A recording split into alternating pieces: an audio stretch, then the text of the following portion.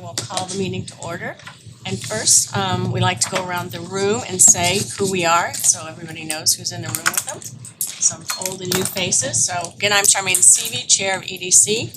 Matt Arthur, Vice Chair, EDC. Lisa Hefner, Chair of Board of Finance. Steve Antonio, the Board of Selectmen Liaison. Sin Thomas, the Business Library, the Public Library. I am George McGregor, I'm the Planning Director for the town of Simsbury. I'm Ray Leahy with the Chamber of Commerce. I'm Earl, EDC. Jeff Dornberg, Simsbury Meadows. Kate, Kate Beal, I'm the liaison from the Zoning Commission. Wendy Maxtutis, ex officio member at first election. I'm Diane Nash, probably the oldest person living in Simsbury. Just a citizen, been on, actually was the first group that started the EDC. So that's 40 some odd years ago. You got a long commission. You got a long commission, you're still going. 40 how many? 45 years. I think we started it with Steve Fish was first talking about the skating rink. So how many years ago? And we put together a group of people who cared about Simsbury and wanted to see it grow the right way. And we just met at usually 8 to 10. We said 8 to 9, once a month. And a lot of stuff came out of just an informal meeting. And then when it all broke down, all came back again as the Economic Development Task Force, I was on with Diane. And now my brain is just, I'm looking at Jeff, I'm looking at brain, I just got on a plane after, I came in after midnight, so sorry, I'm not, Jeff, I'm like looking at you. And then I think Ron, were you on that task force? Sarah was also, were you on that task force that we did? Seems to me you were, maybe you can't hear, so I think Ron was on that was Ron on that task force with us? I start losing track of who was where, but anyway, we were on the task force. So anyway, go on, sorry. His I'm Carol face has Stewart, I'm from the Daughters of the American Revolution. Oh, great. And I'm Barbara Strong from the Historical Society. We are Max and Nick Johnson. I'm Nick, this is Max from Dildinker's Pickleball in Simsbury. That's great. Thank you. And I'm Mark Nelson, the town manager.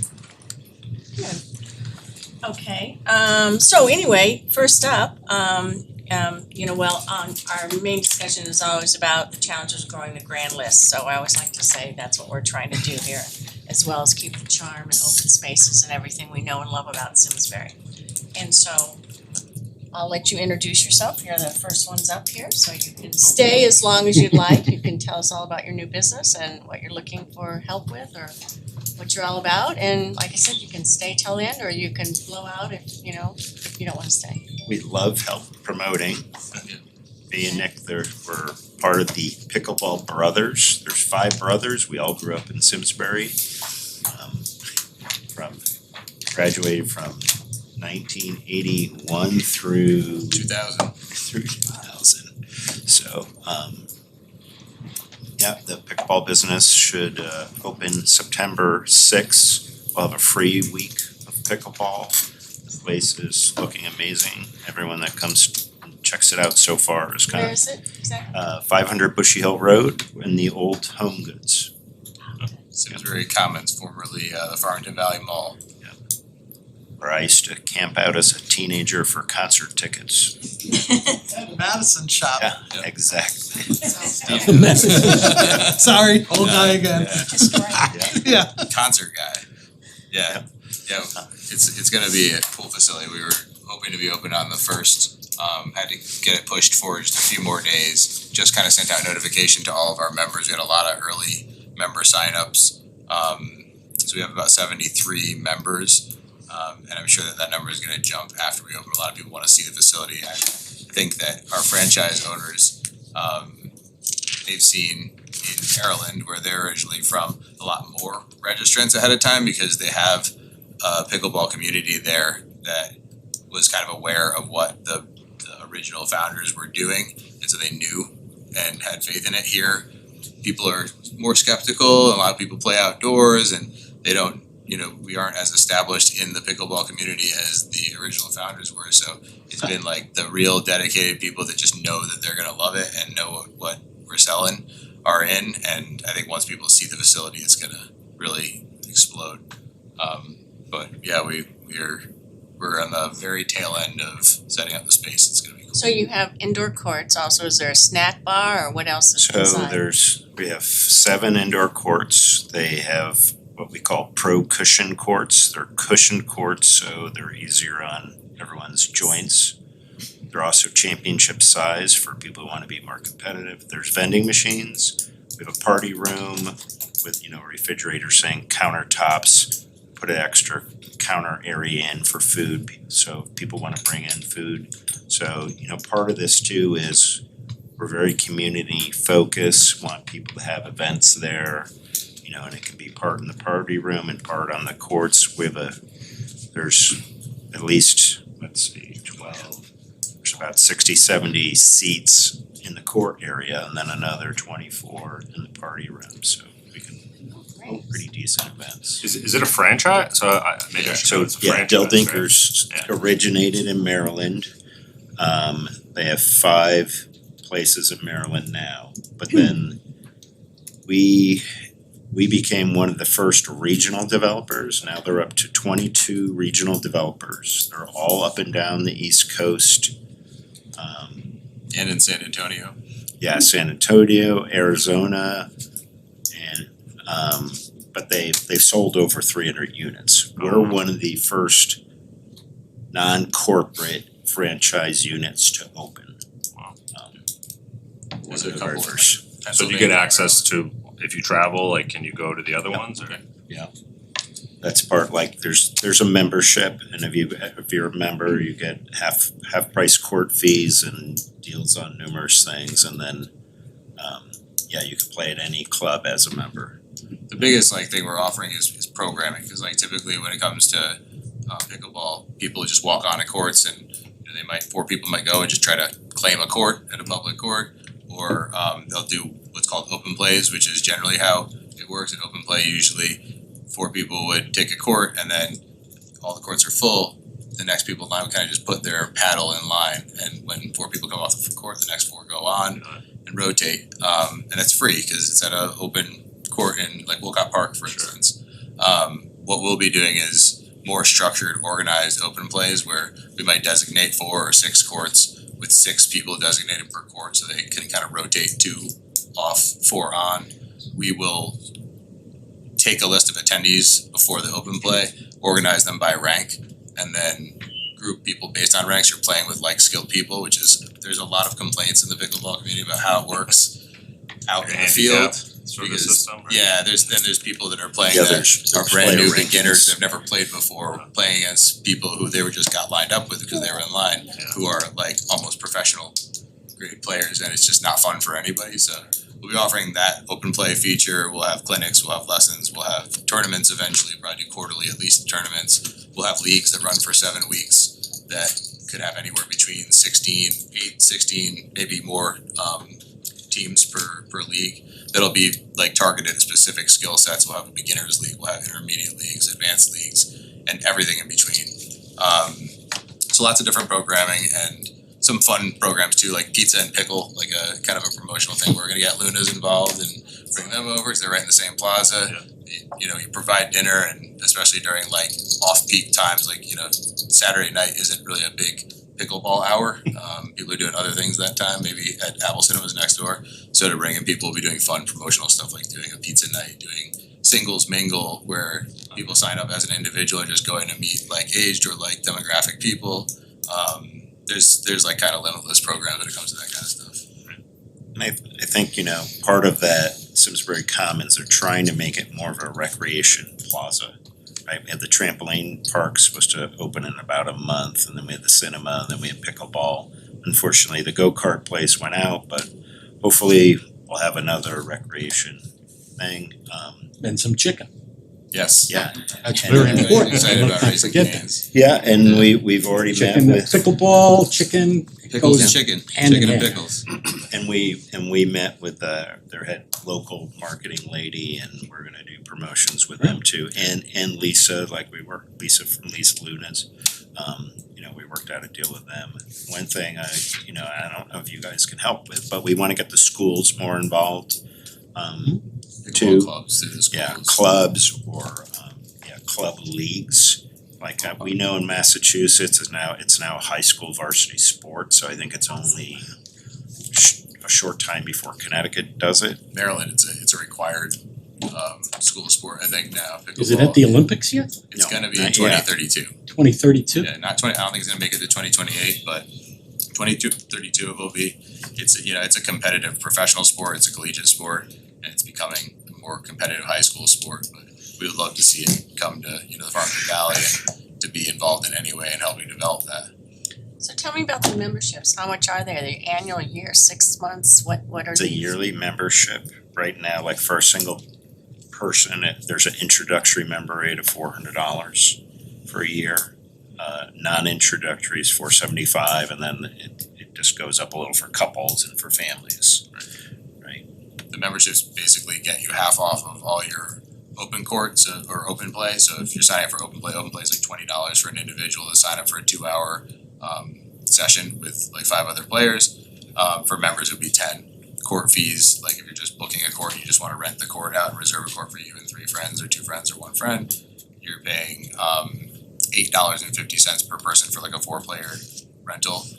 If you're a member, we're $17 per person. If you were a non-member as a visitor, members also get 7 days out. They can book a court, so they can get access to programming sooner than visitors. But visitors also, just as long as they've got integrated into our system, which is Court Reserve, it's like an app that you can book courts on. They can be part of it as well. It's pretty much like what I've been telling people who are looking to sign up. Like if you're gonna play more than once a week, then your return on investment is gonna be that you're gonna end up saving money by being a member. If you're only gonna play once a week or less, then you don't wanna sign up for the membership because it wouldn't be worth your time unless you have that much expendable cash that you just don't care and you want access to the court 7 days ahead of time, then by all means be our guest, but I don't wanna pressure anybody to get in on it. And you have youth memberships, regular memberships, and senior memberships, or is it just all the same? Individual couples and families of up to 5. And then we'll probably be rolling out like 6-month memberships at some point for people who are looking to just do it seasonally. But some people, I think this summer taught us a lot about the value of having a year-round membership, because there were like only a handful of days in any given week. Sometimes there's only 2 or 3 days where you could even play outside. Rain, leaves in the fall, wind, so many other factors. The heat alone in July, I was playing in like early July. It was like July 8th or something like that. I'll never forget. It was like 100 degrees by 9 a.m. And we have an air conditioned facility that people might prefer to play in. And unless you're playing at 7 a.m. or 8 a.m., then it might be beneficial even in the summertime. So. Actually, Lisa just brought up you won't die there from mosquitoes. Yes, that too. Or sun poisoning or anything else like that. Part of this too is really a community effort. Our oldest brother and his family and us in turn, they're part of Honor Connor, Hold Out to Hope, a charity organization to help prevent suicide, addiction issues, and help people who have lost loved ones from suicide. So we're hoping we can have meetings there. I would love to see even AA meetings there, because one unique thing about pickleball is it's a super social sport. So it allows people who just don't know people to come to an open play and just make friends and form their own community and their own relationships. So do you have your own Facebook page set up? Yep. Facebook, LinkedIn, Instagram. Yeah, and like Max was saying, it's about physical health, but it's not just about physical health, social health, mental health, even spiritual health to some degree. I think that just being active gets you feeling better. And some people, the thing about pickleball is that it's an easy sport to pick up for all ages, for all skill levels, for all walks of life. That, I'm not the most athletic person, and when I first got on the court I was like just trying to understand the rules, but by the time that I was done on the first 2-hour session, I had a good understanding of the rules, and by the time I came back the next day, I felt like I could compete with a lot of other people that were like somewhat in the beginner phase but had played, 50 hours worth of play, and I could still play with them. And it gets you active. It's just, there's studies that were just released that like racket sports extend your life by like X amount of years, that just being involved in racket sports is just good for your overall health. And it doesn't require the same physical effort that tennis requires. It's kind of like a combination of tennis, ping pong and badminton, like all combined together. And so it's like not as large courts, there's not as much running around, but still a lot of movement, just not nearly as taxing on the body. And with the pro cushion courts, it's even better because there's some people that's been the complaint that you're playing on basically concrete, and after a couple of hours, you want to keep playing, but your feet hurt, your knees hurt, your ankles hurt. And what we've seen with these specific courts, and we've tested out a couple of different ones. So there's Cushion X was another one. We tried it out and it was well received at first, but it didn't provide the same support that the pro cushion courts did over the extension of X amount of days played. And a lot of people play this sport like 7 days a week. They can tell the difference pretty quickly. I think it's fantastic. I have never played, but it might be another sport to try. Part of this is I really wanna get our youth, right, and teenagers, I wanna get them off the computer or off their phones and out doing something, right? And usually once kids try it, like I have 11-year-old at home and she tried it and she loves it, right? Without any prompting, cause it's not that hard to play, but just But to your point too, that for somebody, at any age can pick it up and can find people to compete with, like healthy competition, and have it be fun, and the social aspect of it on top of it. It usually ends up, a lot of people that reach out to us have been like, we already have a group that we go to this place, but we're like seeing your facility, it looks really awesome, but we're scared that our friends aren't gonna follow us over there, because that's the most important thing for us. We started just to play, but then we made friends and it became a community, and now they're all trying to convince them to come over to us, and we're like, just because they play at one place doesn't mean they can't play here too. So the hopes are that one, we'll develop our own community a little bit, but two, that people that are already part of one will be there to foster that same love for the sport and the same community aspect for people that they experienced the first time that they got into it, or over the first year that they got into it. Some people may know this, but just in case they don't, or I know I don't, why Simsbury? Is there a connection? So- It's our Is it- hometown first It's of our all. hometown, and- Yeah, it was really our hometown, and we bought regional territories. We bought all of central Connecticut, Right. and then all of the coast of South Carolina. So we have two brothers in South Carolina coast, and then three brothers in Connecticut. So we grew up in Simsbury, and as soon as we heard about the spot, we're like, that's our first choice, and it worked out. Yeah, so it was great. When we Worked out talked for us too. before, oh, sorry, Oh, go ahead, Rick. just about community aspect, we're trying to do that open house for your team, and I'm with the Chamber of Commerce, I know you've been talking to Devin, and we originally had it on the 12th, which is Yom Kippur weekend, so that ended up We not. moved it with Devin the other day, we talked to her, and we said that, she said that we could make the 5th happen. Okay. September I don't know if she could communicate that, yeah. She told me it was a week later, I mean a October. week, I don't know if Yeah, it was October before or 5th. after, so. Yeah, October 5th, I have to talk to her about the details of it specifically. I think we're shooting probably for like a 9 to 11 ribbon cutting kind of grand opening thing with the Simsbury Chamber, and we're working out the details right now, but I have to tell, we're like, we almost didn't make it here on time tonight because we opened up our programming to the public today. After letting everybody know we were gonna be a few days late, we did let members know they could sign up right away for programming we were making it public, and we received lots of phone calls and emails, and we're in the middle of, all the last throes of construction and hanging TVs and everything, and so we're really trying to focus on just having a smooth first week, which is gonna be a free week. We're offering all of our programming for the first week from the 6th through the 12th of September is gonna be just free clinics, free lessons, free open play. There's gonna be some structured open play for like newbie beginners who've never played before but wanna play. They don't necessarily wanna take a class, they wanna like actually learn by playing. And then on the flip side, there'll be clinics where it's gonna be all just like drills and just going over the rules and just practicing the movements and not getting into anything competitive at all, but it'll all be just free to the public. The only requirement is that, and it's not even a requirement, you could walk in, but the easiest way to ensure that you can get course space is to download the app that we're using, which is Court Reserve. It's really, really simple. You download the app, you create a profile, sign up as a visitor, which is a membership type but no charge or anything like that. And then once you put in your stuff, you'll have access to the calendar, and then you can see what works for you as far as, you know, what type of programming, what time slot, but there'll be programming from 7 AM till 10 PM, 7 days a week from the 6th to the 12th for free.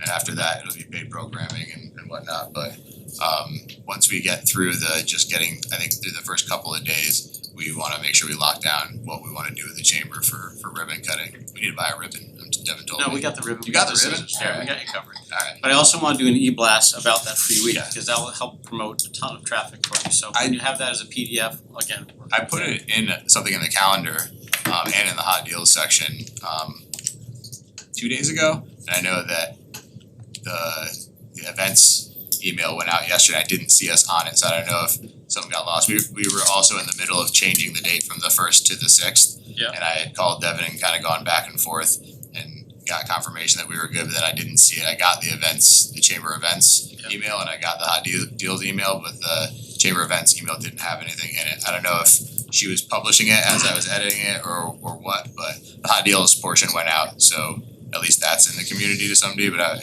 we would love Can whatever we update can. that. Goes out each week, so. Oh, cool. Yeah, I wasn't sure too if, maybe because it was the 6th, because it was, I don't know, more than a week out, if she was gonna put it into the next week or anything. I talked to Rebecca and Devin, and I can follow up with them as well, on Monday. Between you and I, Sure. Thanks, Ray. Anybody else? Just a quick question, what kind of do you get any support from corporate for Yes. promotion and things like that, or? Ton A of lot. support, Yeah. yeah.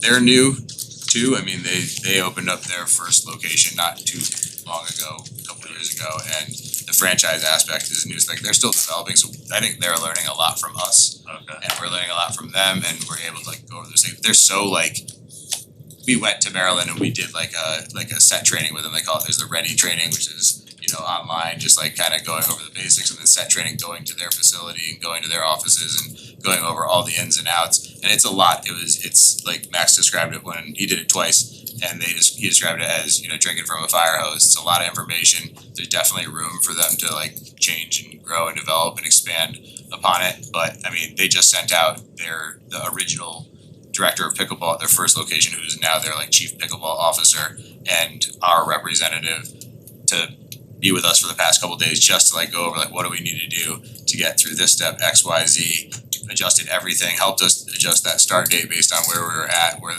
they thought we could pull off and what we couldn't. And they've got, you know, IT team that has walked us through so many things and is on Zoom calls with us constantly. Their court reserve specialist, who was originally just like a part-time employee at their first location, now she's like in charge of everything with the integrated app that they use.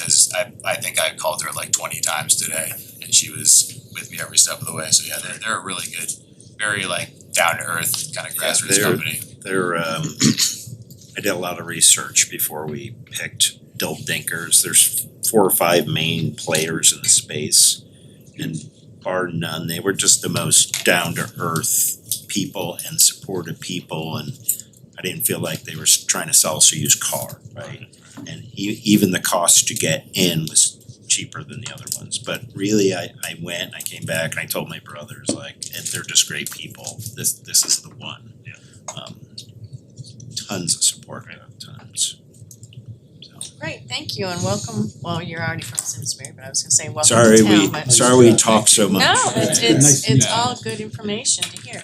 So next up is Jeff Dornberg, who I know who he is and know his name, although after not getting us all sleep like he did last night, my brain was frozen, so. Jeff and I have spoke, of course we know each other, and being that he does the PAC and that can help Economic Development Commission, we decided we'd have a little conversation of what he's up to and how what he does might help what we're trying to accomplish and how we can all work together. I think it was great that we started with these guys, because the first thing I wanted to talk about was economic development. I was on this economic development long ago and have done various things for the economic development in Simsbury. And I think one of the things to think about is when I was at a state tourism event last winter at the Bush House, and what they brought up is a very important point, is that for a generation, the idea of economic development was that towns would have little committees that would go out and they would offer special deals to businesses to give them tax breaks and discounts to come to their town in hopes that they would stay for a long time after that. That is not, it's still out there, but that was the only thing that happened. The thing that's happening now is that with companies, right now they're looking for lifestyle. They're looking for a nice place to live and work. And that, the consequences of that is that the state of Connecticut has a growing population for the first time in a generation. That people are attracted to this kind of thing. So I'm glad that the pickleball guys were here because that, turning that center into just a consumption center, making it an activity center down there, is gonna be great. And that's what we're in the business of the Performing Arts Center. We bring 30 to 40,000 people into town, many of whom would never be here otherwise. This Saturday, I Love Music, June Archer is running an event, and we are gonna have a very diverse group of people, many of whom have never been to Simsbury before and wouldn't be without this event. Because I go to these things and talk to people all the time about these. It's gonna be, if we don't get rained out, it's gonna be a lovely event. When we talk about economic development, that's what we're talking about. We're not talking about it selling sandwiches. We're talking about bringing new people to town, getting on people's radar, being a place that people look at when they wanna go out for a Saturday, being written up in every single real estate description of a town. Every single realtor talks about, oh, well, you know, what do we have in town? Oh, we have the Simsbury Farms golf course and swimming pool and everything else. That's real economic development, when you can talk about all the benefits that your town brings, and Simsbury is rich in it, and we're absolutely thrilled to be part of that. The next thing I would talk about is that many of you are familiar with our next act, which is our addition that we want to put on the Performing Arts Center. It is maybe one of the most unsexy projects you can imagine. If you look at I brought some plans and put them up here. This addition back here, we have a green room for our guests instead of trailers in the back. We have some multi-purpose rooms that we'll use instead of the trailers in the back. We have some storage space off. The current storage space that walks around the back is not enough, and through the whole month of July, the symphony fills this up, which makes it very hard to use this when the symphony's not there. And we only have a short season, so when our facility's tied up, it makes it difficult. We're gonna have places for the symphony to put their things. We'll have places to store things that we want to. One of our next projects is to fix the stage so that we can have theater and other events, so that we can make, this stage was literally built for a symphony. A 4-man band gets lost on that stage, and we'd like to be able to expand and contract and also be able to use that for theater. But you need storage space on site. We have a place for staff. Right now, during the summer months, when we need to be on site, we're in a garden shed in the parking lot. We'll have office space with flush toilets. This is a big move for us, okay? This is a big step up for how we can do this. And more importantly, it lets us think forward. I talked to a couple of people about, we want to be on site when the middle school is let out because things happen here. And we think, well, why don't we have organized things happen here? And if we're on site, we can make things happen. Give these are good kids, give them a place to go, give them something to do in town. So we think that this addition, while it's not very sexy, it opens up a world of possibilities for us. Over here are 3 outward facing bathrooms that are made of indestructible metal that are will serve the dog park, will serve our bike trail that gets a lot of traffic downtown, will serve the playground over here, which is filled with grandparents and au pairs. I know that because I'm there on Thursdays with my grandson. But it would be really nice to have bathroom there. So the cost of that is $2.5 million. We have a third of the money has come from the state. The state's committed to that, which is great. A third of the money in two different buckets is coming from town of Simsbury. My board's gonna do the other third. We have $350,000 that we've set aside over the years for this. My board is giving $150,000 and we're still raising money. Any of you interested in getting your name, and that goes for anybody out there who's listening to this, that would love to have your name on this facility because it will be on there for generations and people will say, my goodness, I can't believe that that person was so important to the building and this building. We are taking all comers. We would love to have some more people participate in this. We have an event on the 19th this month and we should be, by the end of September, we should know where we are on the balance of that. There is a project that's coming for this committee that Sarah Nielsen was talking to me about, which is expanding Wi-Fi throughout downtown, and it's been proposed that we might start with the Performing Arts Center. We have expanded our Wi-Fi so that all of our squares and other things when we're out selling in the field and things like that, that all of that works and our internal communications work better and we can get to the field. What we can't do is we don't have a bandwidth for everybody who goes on the field to have expanded Wi-Fi. This is a great convenience when people show up and their tickets on their phone, and it'd be nice for them to have expanded Wi-Fi for convenience. But also, we've had to evacuate our field twice this summer because of oncoming storms. And the second time that happened this summer, the people who were visiting with the band panicked and shut all the power off. Then we didn't have a microphone to talk to the 2,500 people on the field to tell them what they needed to do. If we had expanded Wi-Fi, right, everybody looks at their phones first. We can put alerts on the phone, it will make, because we're always gonna get thunderstorms, and apparently from what we've seen this summer, they're only gonna get stronger, they're only gonna get more intense. We've never had an incident, we've had to evacuate our field many times, we've never had anybody hurt during the process, we've never had a problem. But it is one of those things that you always wanna get better at, right? It's one of those things that scares the daylights out of you and you always wanna be good at it. And so, if in fact that comes before this commission, I hope you'll consider it because we will put it to good use immediately. So, any questions about our expansion, about how we operate, about how we run our facility? Yes? I'm on your website and I don't see a donate button, so how does one donate? Oh, there should be one. How do you donate or become It would involved be, in sponsorships? you can get involved by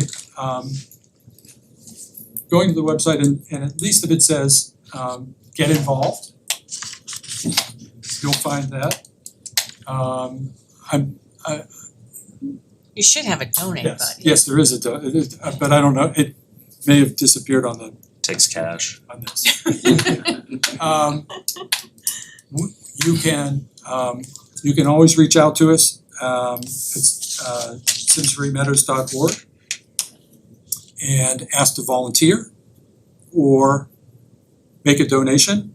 You can find me. I am very easy to find in town, especially if you want to make a large gift. And I would love to talk to anybody about it. What's the timing on? Is it a nonprofit? We're a nonprofit. We are like the Economic Development Commission, we are here to serve the town. That's our goal, that's our mission. But we're an independent nonprofit. So we raise our own money. We pay our own bills. We take our own risks. We're a separate nonprofit. so we have different FOIA rules and things like that. But we're obligated to pay our own way. And so we have between a $500,000 and $800,000 a year budget. And we make some of that up from our pub, we make some of that up from our ticket sales, and we make a lot of that up from donations for people who like to see live performances. And there's the list of, and we probably have 50 or so people that volunteer regularly for us. Volunteers are very important. They help us park the cars. They help us find your seats. They help us with at the ticket booth. We have they do not do security. We pay for professional security when we come in, and anything over 1,200 or so people, we have to have EMTs, police, fire, the whole thing. It triggers a whole series of things that you have to have, which is great. We're safety first. We never want anybody to be hurt at this site. We want everybody to have fun and go home and talk about what's the next thing they can do. Is the attendance growing year to year? Yes, some of that is weather driven. Yeah. Where some years when we get a lot of rain, events will get rained out, and that takes chunks away of our time. We pretty much, if we want to have a crowd, that's a once a week thing, so we're limited on that because we just don't have staff. We don't have the capability of having more than that.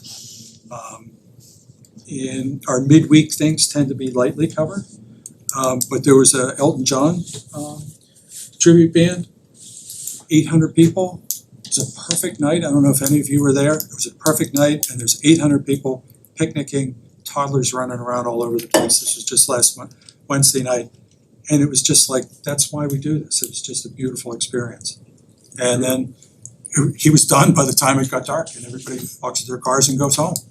I wish we could do that every Wednesday night. I wish we could have something every Wednesday night. Jeff, you mentioned that the 300 or 350,000 or so that you guys have put together towards this was the result of saving for a number of years. So, you know, and I'm still relatively new here, but my question is, how many years has this been on your radar? Is this this project actually happening now? Is the culmination of a vision that started when? I think we've been talking about it ever since the place was built, right? It's been around for around 20 years. This phase 2 was always part of the plans, so it's been talked about for that long. We've been seriously talking about it for maybe 4 years. I think we drew up plans 2 years ago because we needed them to pursue some grants with the state. So we've been actively talking about this for years. And the fact that we're this close is very exciting to me. And again, this is a boring project. The more exciting projects that we want to raise money for is to fill the stage more. I mean, that's what we're in the business of. We're not in the business of construction. We're in the business of filling the stage and entertaining people. And that's where we want to put our energy once this thing is done, is to put our energy back into what do we put on the stage? How do we make people happy? I mean, that's our business. We manufacture fun, right? So this thing, if I had any hair, it would make me pull it all out. It drives me crazy. This is such a complicated business. But when I go down there on one of those nights, when the weather's perfect, everybody's happy, and you just see people leaving so satisfied, it makes it all worthwhile. Is it on hold until you raise the rest of the money, or is it happening? Construction's on hold. We have to, because of various town rules, when it was originally built, they were still raising money 30 days before it opened. But I think it's probably better. You look around the room, and due to some people in here, there's probably some better accounting principles in place now than when it was originally built. But we need to have all the money in place before construction. So it's always a race for which November. because we wanna build it from November to May when our season's not in process. Yeah. Right, so yeah, it's on hold until we raise the rest of the money. Again, talk to me at the end of September. Yeah. And I'll tell you where we are, because we've been talking casually to people about some donations and we wanna get them on paper. Yeah. And then you know really where you are. Yeah, I mean, probably shame on me, I wasn't aware of it, but I go there a few times a year with my family as well. I mean, maybe if it was, you know, more the donations, maybe it'd be like, you know, nickels and dimes, but, you know, not the big chunk you're looking for, but I think a lot of people would be interested to, you know, throw some money into the hat, so to speak. There will be a mailer that goes out to Yeah. the town. Later this, we do at least one mailer a year to everybody in town to ask them. And the thing of it is that we raise money for our operating budget every year. And then occasionally we raise money for capital campaigns. So we've been keeping this capital campaign a little bit on the side because we need our annual operating budget. So when you get a mailing, when everybody in town gets a mailing later towards the end of September, that will be asking you for money for ongoing operations, Got it. right? And we're gonna try and raise the money because we're close. We're close. So how much money is that This is $290,000. that you need? Yeah, and we have a couple of loose commitments out there that make this less, and we're trying to firm up those commitments to see if we can make this go away. See if we can finish this. And I'm hoping by the end of September we will. Great. So, yeah, and you know, the other big part of it is that there's I've been involved in communications and nonprofits for my whole life. And one of the funny things that happens is if you can successfully raise money, it helps you raise money the next time. Because you build these relationships with donors, the donors see that you actually produce something from their money, they see that there's a result of it, and it starts a relationship that can last forever. So even though I would love to have had this money fall from the sky and have us just do it, this is a very healthy process for us to go out and raise this money and remind people that this is a really good facility that is probably at 20% of the capacity of what it could be in town. That it could be so much, I mean, from the after school programs to the just all kinds of things that could be happening there. They all need money, they all need time, they all need to, you know, one thing prevents another thing from happening, so we wanna get this project done so that we can go ahead and do some other things. Well, you work in the field of advertising, as do I, so, but if more families like Matt's young family knew when they were arriving there that, you know, and had a good time, donate, I mean, do you hit them up afterwards with their, you know, we could use your donations? I think you'll see a lot more of that next year. Just people are used to it, you know, you like One- this, donate, I mean, a lot of charities are One of the doing issues that we have is that when we started, we were 100% rentals. And it's awkward when someone's paying to be on site to walk up and do a pitch to their audience for money. We've now been talking to people for a few years about this, and I think that'll change. I think you'll start to see one of us up on the stage at every event reminding people. I think you'll start to see bigger signs out there reminding people. I mean, one of the ideas that one of our volunteers had that we just couldn't make happen this year because we lost our executive director this year, too many things going on, is to take one of those panes, the big dumpsters that they have on site for all of our concerts, and get people to throw their returnable cans in. Because one of our volunteers, I saw her pulling cans out into a bag, and I'm like, what are you gonna do? She said, well, I'm gonna cash these in, I'm gonna give them to my church. And how nice would this be? I mean, just to remind people all the time that we're all part of this community. We all need to chip in everywhere we can. We all need to think about the things that we're doing. So next year, that'll be one of those things that you see on our field. Is that That's a great we'll make idea. a we'll make Both for the a big point environment, of this for is just everybody here help everybody here, because the community of this, I mean, when you're at a concert and everybody's dancing under the stars, there's no left, right, red, blue, there's none of this stuff. Everybody's having a good time and everybody's neighbors, right, and everybody's friends. And that's the thing, even more than the economic development, that I think that this can bring to our town. It's just so important. Well, I think it's fantastic, so thank you. You can stay if you want. You can leave if you have to go somewhere, so. Thank you. I'll stick around and listen to the rest of your meeting. It's always of interest. Thank you to everybody here for inviting me Thank you. to speak. Next up is we have some of our Economic Development Commission members. We've all been working towards this meeting all month long, meeting with people. Matt and I have. First, our other Matt is the liaison to Main Street Partners. Matt and I met with Sarah, who's not here, obviously, and talked about from her MOU plan that she has presented that got approved. And there's quite a few different items on that plan.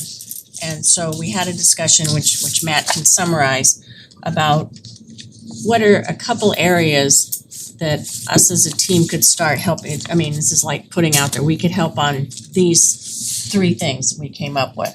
So it's up for discussion, but also just to explain what we could do to help with some of these elements that were listed on the approved MOU for Main Street Partnership. Sure. So thanks. We had a great meeting, and several themes, major things came out that in the closer term they would love help emphasizing and focusing on. And the first is their findyourspacesimsbury.com commercial real estate website, which they've sort of soft launched with some data.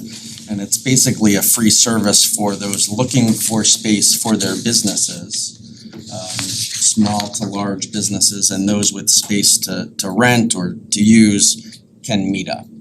And so, there are commercial websites that do this kind of thing, but those are usually expensive subscriptions, and maybe for larger properties, this is meant to appeal to everyone. And it's, in her words, a one-stop shop for Simsbury commercial real estate to sort of match those looking to develop a business with those that have space available. And so, it's launched, it's out there, and the way I said it, that's the website, findyourspacesimsbury.com. And she was, basically looking for ways to get the word out. So for people to spread the word personally, but also, looking for ways that the town can help publicize that information, maybe through contacts that maybe the planning department might have of people that are, working on different projects, or other opportunities in emails and letters and things that go out. They haven't launched a press release and all that yet. That's all coming. They want to get a little more data on the site, but they're ready to get the word out. So anything we can do along those lines would be very helpful to them. The second thing was the downtown Wi-Fi project that was just discussed, and they're working with the town's communication provider, Total Communication, to spec out the project. It seems like it might be a little more expensive than they initially thought, and they need to spec that out and figure that out so then they can figure out, ways to fund that. And they're focused first in the center of town here, focused on leveraging the facilities the town already has in the area, the library, the town hall, and focusing on, as was already brought up, on the Simsbury Meadows area, including for the safety issue that was brought up. She focused on how it really needs to be, there to last 5-10 plus years, meaning, the next generation of technology, 6G, to make sure that, it's a viable service into the future. So I think there's more to come on that. She just sent an email, but she didn't, so I don't know if it's for public and whatever, but I got a copy, Wendy got a copy, Steve, Jeff got a copy, Tom Roy got a copy. Just came out this afternoon where she actually had, I don't know if you saw it yet, Mark? I haven't, no. Yeah, I mean, it just came out later this afternoon, or she sent it like 3:33 this afternoon, so. We don't know. got the quote, that's why it is. It's the quote for phase one of the townwide thing. So I don't know, To cut to the chase, it was 24,000 for anyone curious.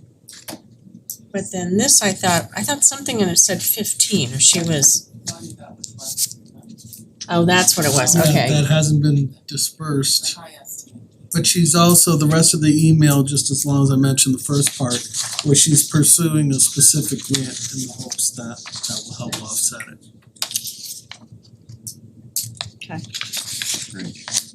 And then the third one was a little bit broader, and it was, you know, the general idea of supporting walkable downtown type development and really putting a focus back on the charrette that was done several years ago on how, you know, the center could be developed, and that, you know, it would be good if groups focused on, you know, what that plan laid out, which was very useful, but then to actually implement it, start focusing on very specific parcels, and brought up you know, development of the parking lots, the railroad easements, you know, that efforts could be made to start working with state legislators and others to, you know, start looking at, you know, or re-engage the state with potential acquisition of those lots and development. So, you know, that's a broad idea, but, you know, if you wanna actually accomplish it, start to focus on specific parcels, specific ideas, and start to engage with those that control that property to see what could be done, and then find developers for it. So, you know, I don't mean to minimize it by summarizing it so quickly, but it, you know, it seems like efforts have been made in the past. I'm not that familiar with them all, but you know, that's something that could be focused on as a way to start to move the center district development forward. Go so far as to say it might be the only way. That's just my view. What might be the only one? I missed that.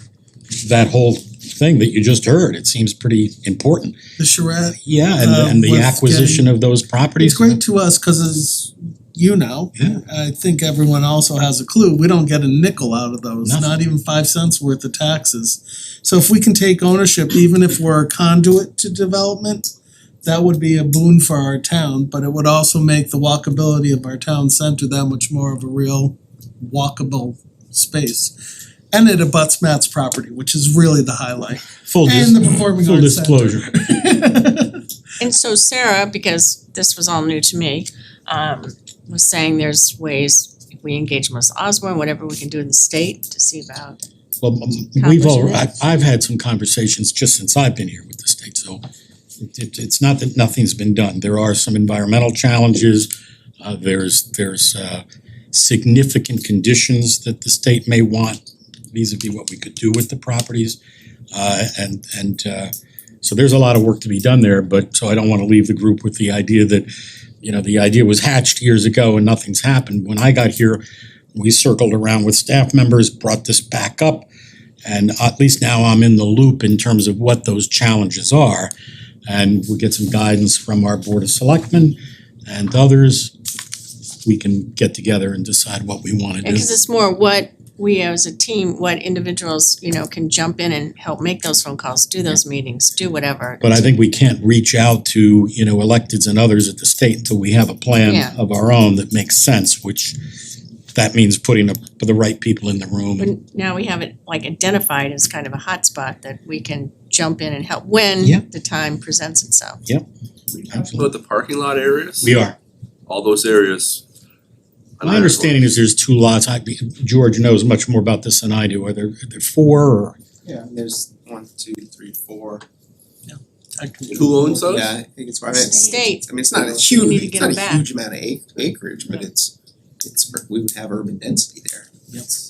Isn't the 2007 POCD has pictures of what is envisioned down there, correct? Well, the new one has. But they were in the original one, yes, and so they're carried over, but I know that they were in there, which is the vision of the town, that's why I was. So I can add to that, so that was long ago, so Linda Schofield was our state rep at the time, and she negotiated a deal with the state and said you can purchase this, the town can purchase this for $1, but there were, to Mark's point, conditions on it. It had to be for a public good, so some component, we actually looked at doing a senior center there, with senior housing on top and something beneath it, but there were a lot of environmental. So because it was a former train track, so there were unknown environmentals. At the time, the state wouldn't let us test to see how bad the environmentals were, but they were gonna give it to us for $1, and you take on all the liability, and you're like, ah. So it is, Mark's right, it's complicated, but the state is looking to promote this kind of thing, and so I think the time is right for it, and I'm really pleased to see you taking the lead on that, and George, thank you for your work on that. I think there's a real opportunity there, and I'm pleased to see the EDC supporting it, cause that's when we talk about too many apartments and stuff like that, this is where it was envisioned to be, not the sprawl. It was envisioned to be right there, and to Wendy's point, there's actually a beautiful picture of it in the charrette of what it could look like, and so I hope that moves forward, so thank you for your work on that. It would certainly help grow the grand list. There's that too. That's a goal.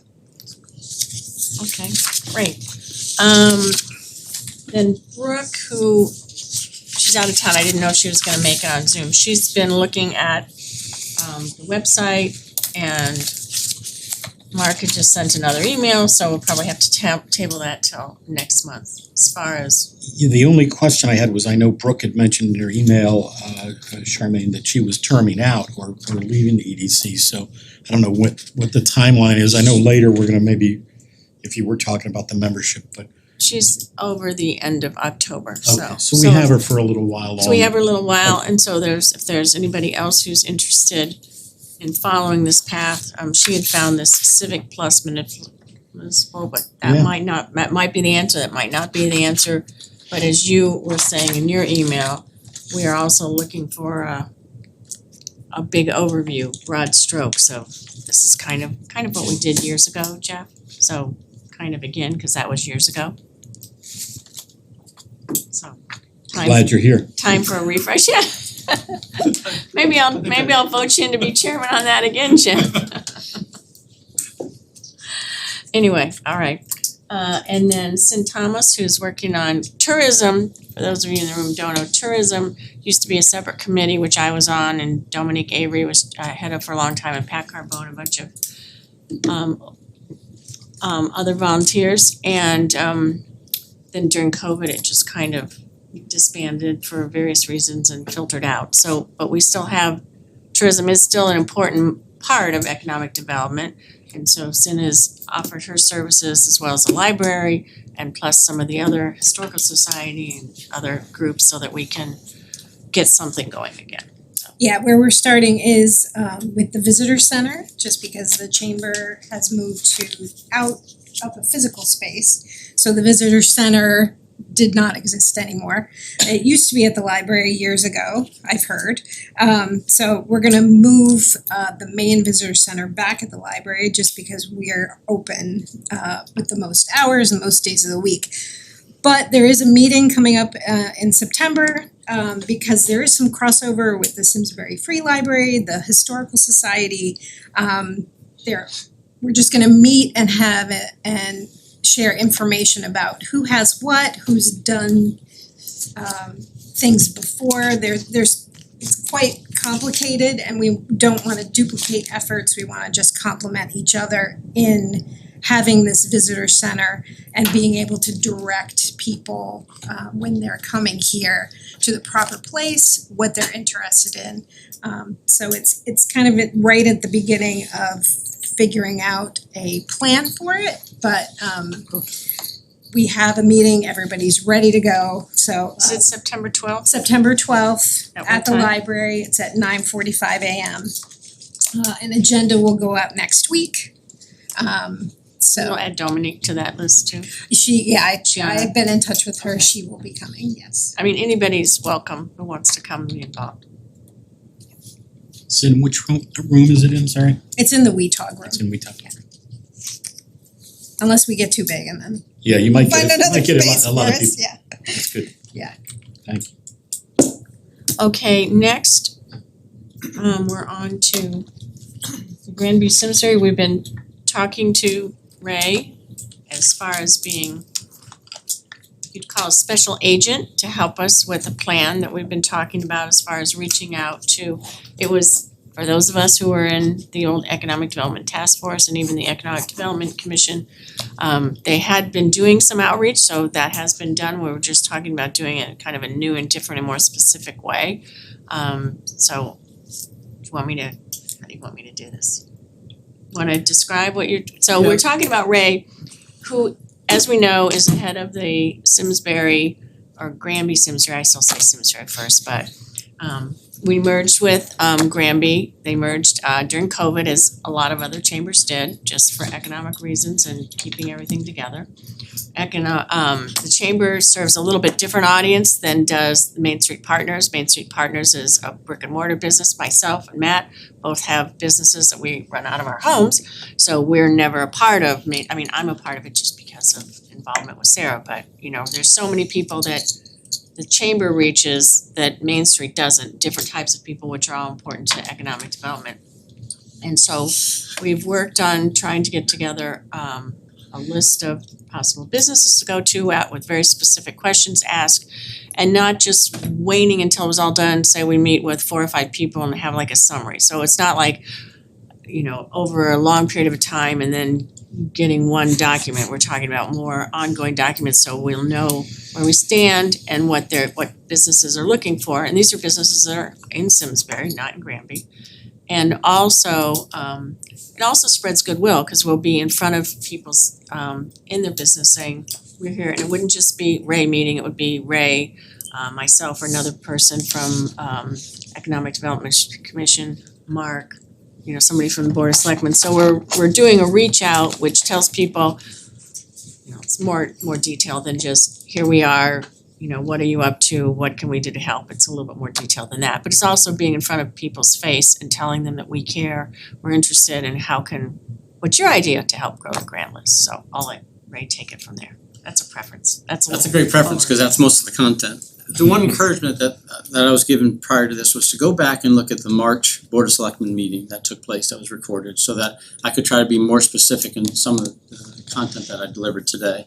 And so I did that, and I think the good news is, as I heard a lot of the comments that came from that meeting, I think there was some maybe inaccuracies or maybe not full disclosures about what the chamber is, how it does what it does. And so I just want to list a few things. I'm gonna not take long at all, but I want to read a couple of points just so you have a framework for the background, let's say, for the Chamber of Commerce. And again, we withdrew our initial request for funding this year because it involved this tourism and visitor center. We knew we couldn't do that anymore because we had given up this office space in town. And Sin and the library were gracious enough to take that on and be moving that forward. But the Chamber of Commerce does charge between $100 and $1,200 per year for a membership, depending on the number of employees that is joining with that company. The town of Simsbury is a dues-paying member of the Chamber, paying $825 per year based on their total employee base of between 50 and 100, what are called FTEs, full-time equivalents.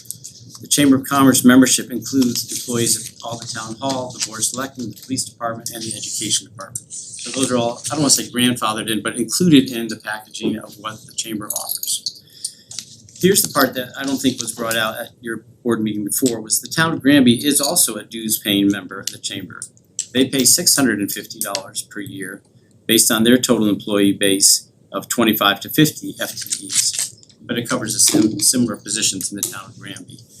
So yes, we serve two distinct communities, but they are slightly different levels because Simsbury is about 3 times the size of Granby and its constituent base and serviceable. But the raw service that we provide is equal for both parties in that sense. In previous years, the town of Simsbury has paid additional fees to the chamber based on additional services rendered, i.e. the tourism or visitor center, which were specific to Simsbury only, which is another thing that I think wasn't clear at your board meeting before, as a value add. And that service was provided in addition to the other chambers' membership services, which is why Granby was not charged those additional fees. These opportunities are being looked at for future considerations with both towns now as, I'll say, value add services, which is what Charmaine was just talking about with this listening tour. And even having our pickleball friends here, that was at our invitation. and having Raising Cane come in earlier this week and meeting with Mark and the town staff at our invitation. Because we're trying to have it both ways, where we're bringing people into the town hall and we're going out to visit folks. Because these are relationships that we have and they need to feel comfortable meeting Mark or calling Franklin or whoever it might be from the town staff, George, to get a question answered. So for the current fiscal year, Mark and Charmaine and I discussed an outline of some additional services, and I went through all that with you guys at the last meeting, so I won't go through them all again. But I do think we kind of zeroed in on starting with at least 15 potential businesses here in Simsbury that we would do this high-level listening tour to. And I submitted that list to Mark and Charmaine, and I could read them off to you, but it's basically everyone from food service, insurance, manufacturing, legal, retail, and education. So we kind of get a diverse list of folks represented from that conversation. And I have drafted some basic questions, which again, I read last time, I won't go through them again, but any kind of question that we would come up with that would be supportive of understanding why they chose Simsbury, what can we do in Simsbury to make them a stronger player, how do we support them short and long term. That's what the goal of this will be. And then we report on it once we get a handful of these together, and if we have to tweak our questions or our reporting some on it, we would do it from there. So I think the other part I just have to stress is that service that's in addition to what I normally do. I think the question came up, well, shouldn't you just be doing this as part of your normal work? And the answer is no, frankly. I do reach out to our members because I care to do that, but it's not just for our members. This is in addition and beyond that.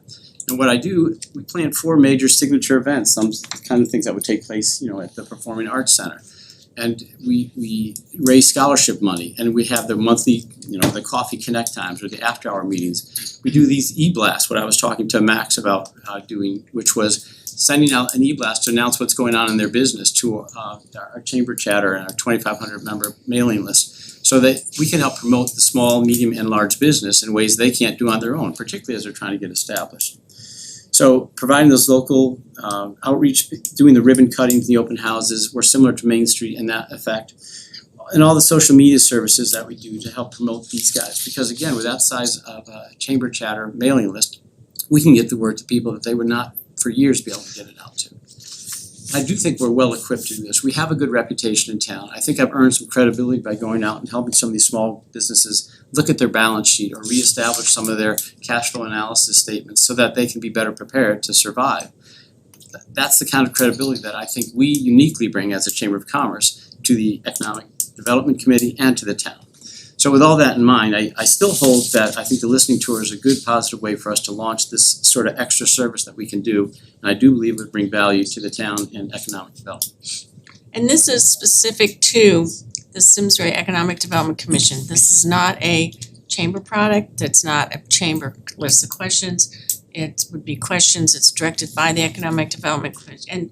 And many of these companies, this is just an initial list, so this is not like, I hate to read something off and go, I wouldn't want to talk to them, or that's not the right one. This is just a list of, major companies, from Bartlett Tree Service to Bill Selig Jewelers to Ethel Walker School to Hassick and George, Holloway's, Liberty Bank, McLean Retirement Community, Mitchell Auto Group, Rhino Back Roofing, Rosedale Forest, Staples, Richmond Insurance, a whole those kind of companies, and most of you know who they are anyway.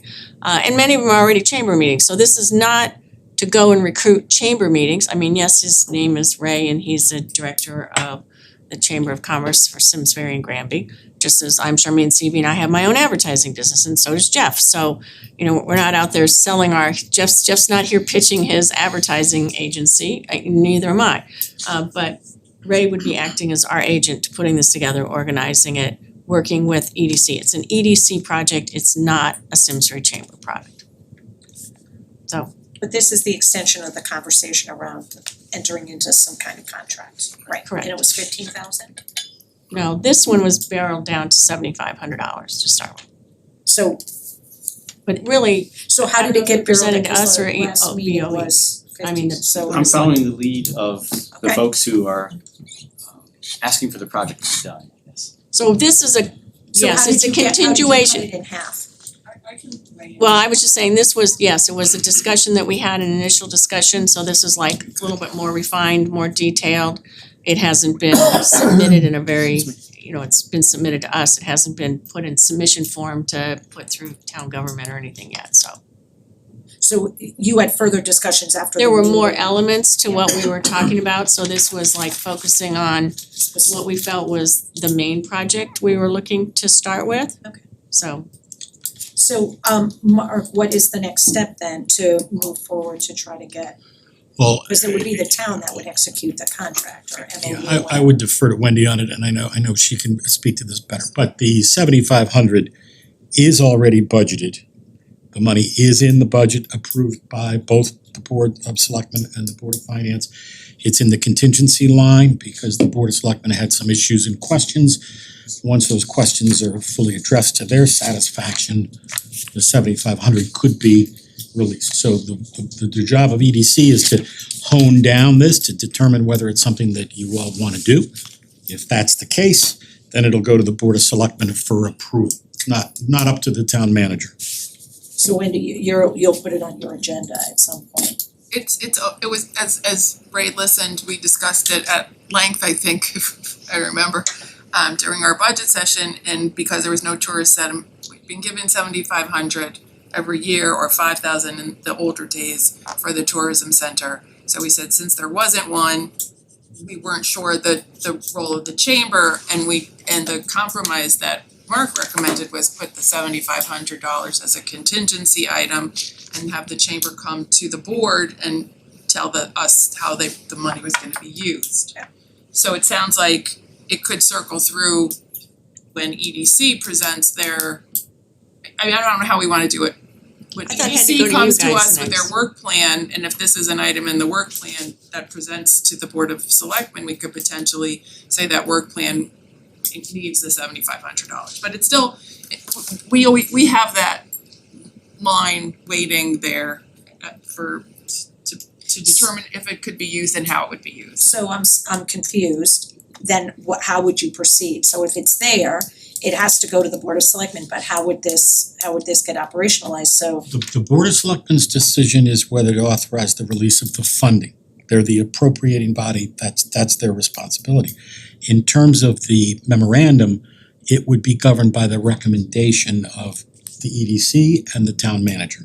So what is it that we want to, if anything, what does the EDC want to do based on what Ray has proposed? He proposed a number of things that some got shot down completely. I think what we're hearing is a slightly revised plan. It's scaled back in terms of the dollars as well. But you know, there's no point in us arranging the Board of Selectmen to hear it if there's no appetite in this body, because the EDC is really responsible for, you know, making sure we're not duplicating efforts and, you know, what is it we wanna do. So I thought, and Wendy, correct me if I'm wrong, but the place to start the discussion is here, and the funding for it then goes to the Board of Selectmen.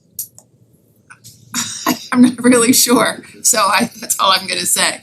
I mean, you know, the EDC comes to us with their work plan in like October, I think, right? We've asked the chamber to come to us to ask how to use the 7,500 that we have in contingency. I'm just not sure how the two get married.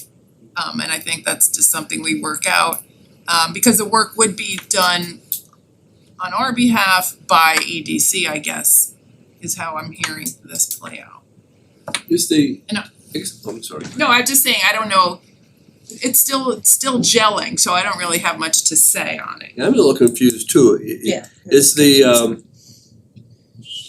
7,500 to support the outreach to visiting those various companies? Is that what? visiting and and interviewing them, Yeah. it's not just a visit, But it's that's like specifically interviewing with what that's purpose. for, Yes. to support, so, No, I would say it's not. okay. It's being proposed for that money. The money was just the amount that we have been given the chamber every year for the visitor center.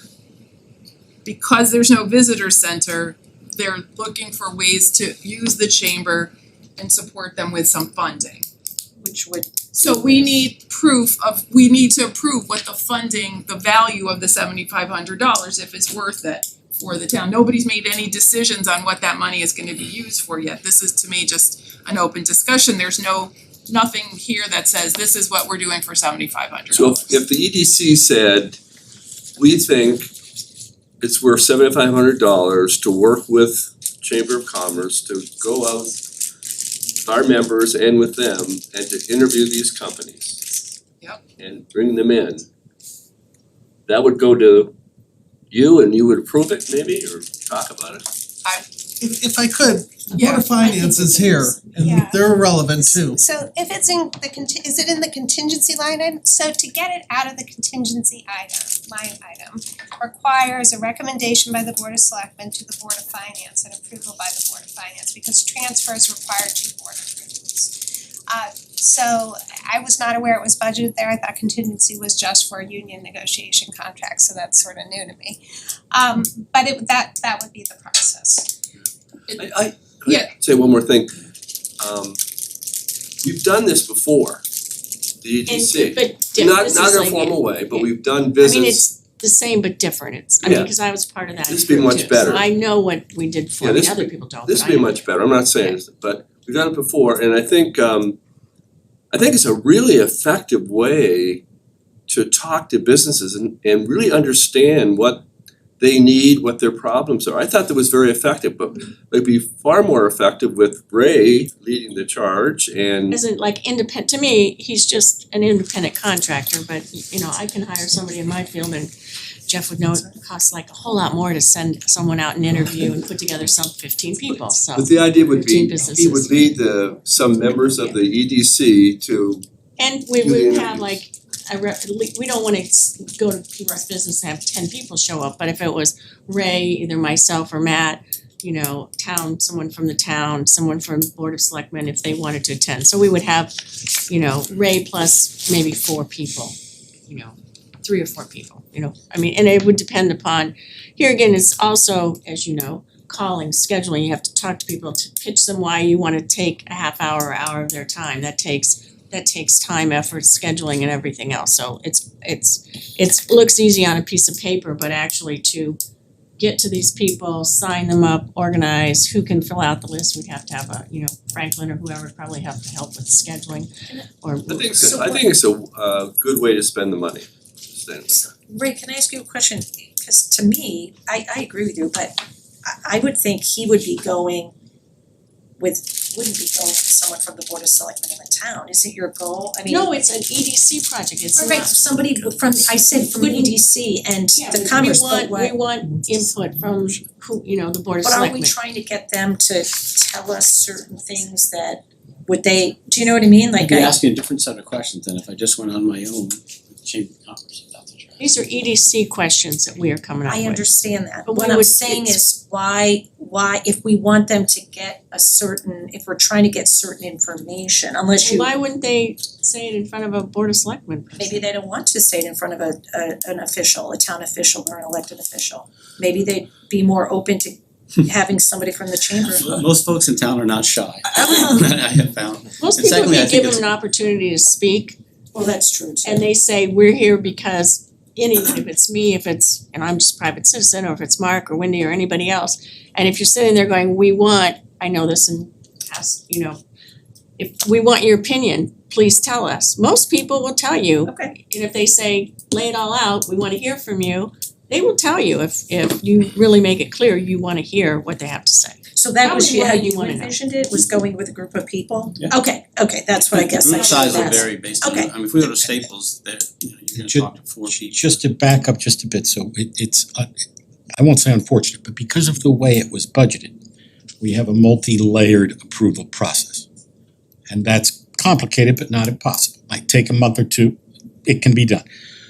The question is, where does that discussion start? And I think it starts here at the EDC to find out if you think it's a good idea or not, because if it's not a good idea, I'm not gonna ask the first selectman to put it on the agenda. Right. So I gotta find out whether you like this or you like something else or you don't like anything at all. And I think respectfully, what we're hearing from the first selectman is the decision about what you do, if anything, is theirs. I think it is theirs, but based on the recommendation of the EDC. Right, you're all appointed by the Board of Selectmen. Why wouldn't the Board of Selectmen listen to your recommendation? I think So that's- since this is the second month we've talked about it, we've talked about it amongst ourselves, we do have a quorum, cause Ron's here, Brooke's not, I think we've got me, Matt, Matt, Tom, and Ron, so we've got 5 of our 7 people here, right? So can we take a vote and say we wanna move this forward? I'm not good with like the formalities of Robert's rules or anything else, so. You can, the motion would be to make the recommendation to the Board of Selectmen to authorize the town manager to engage.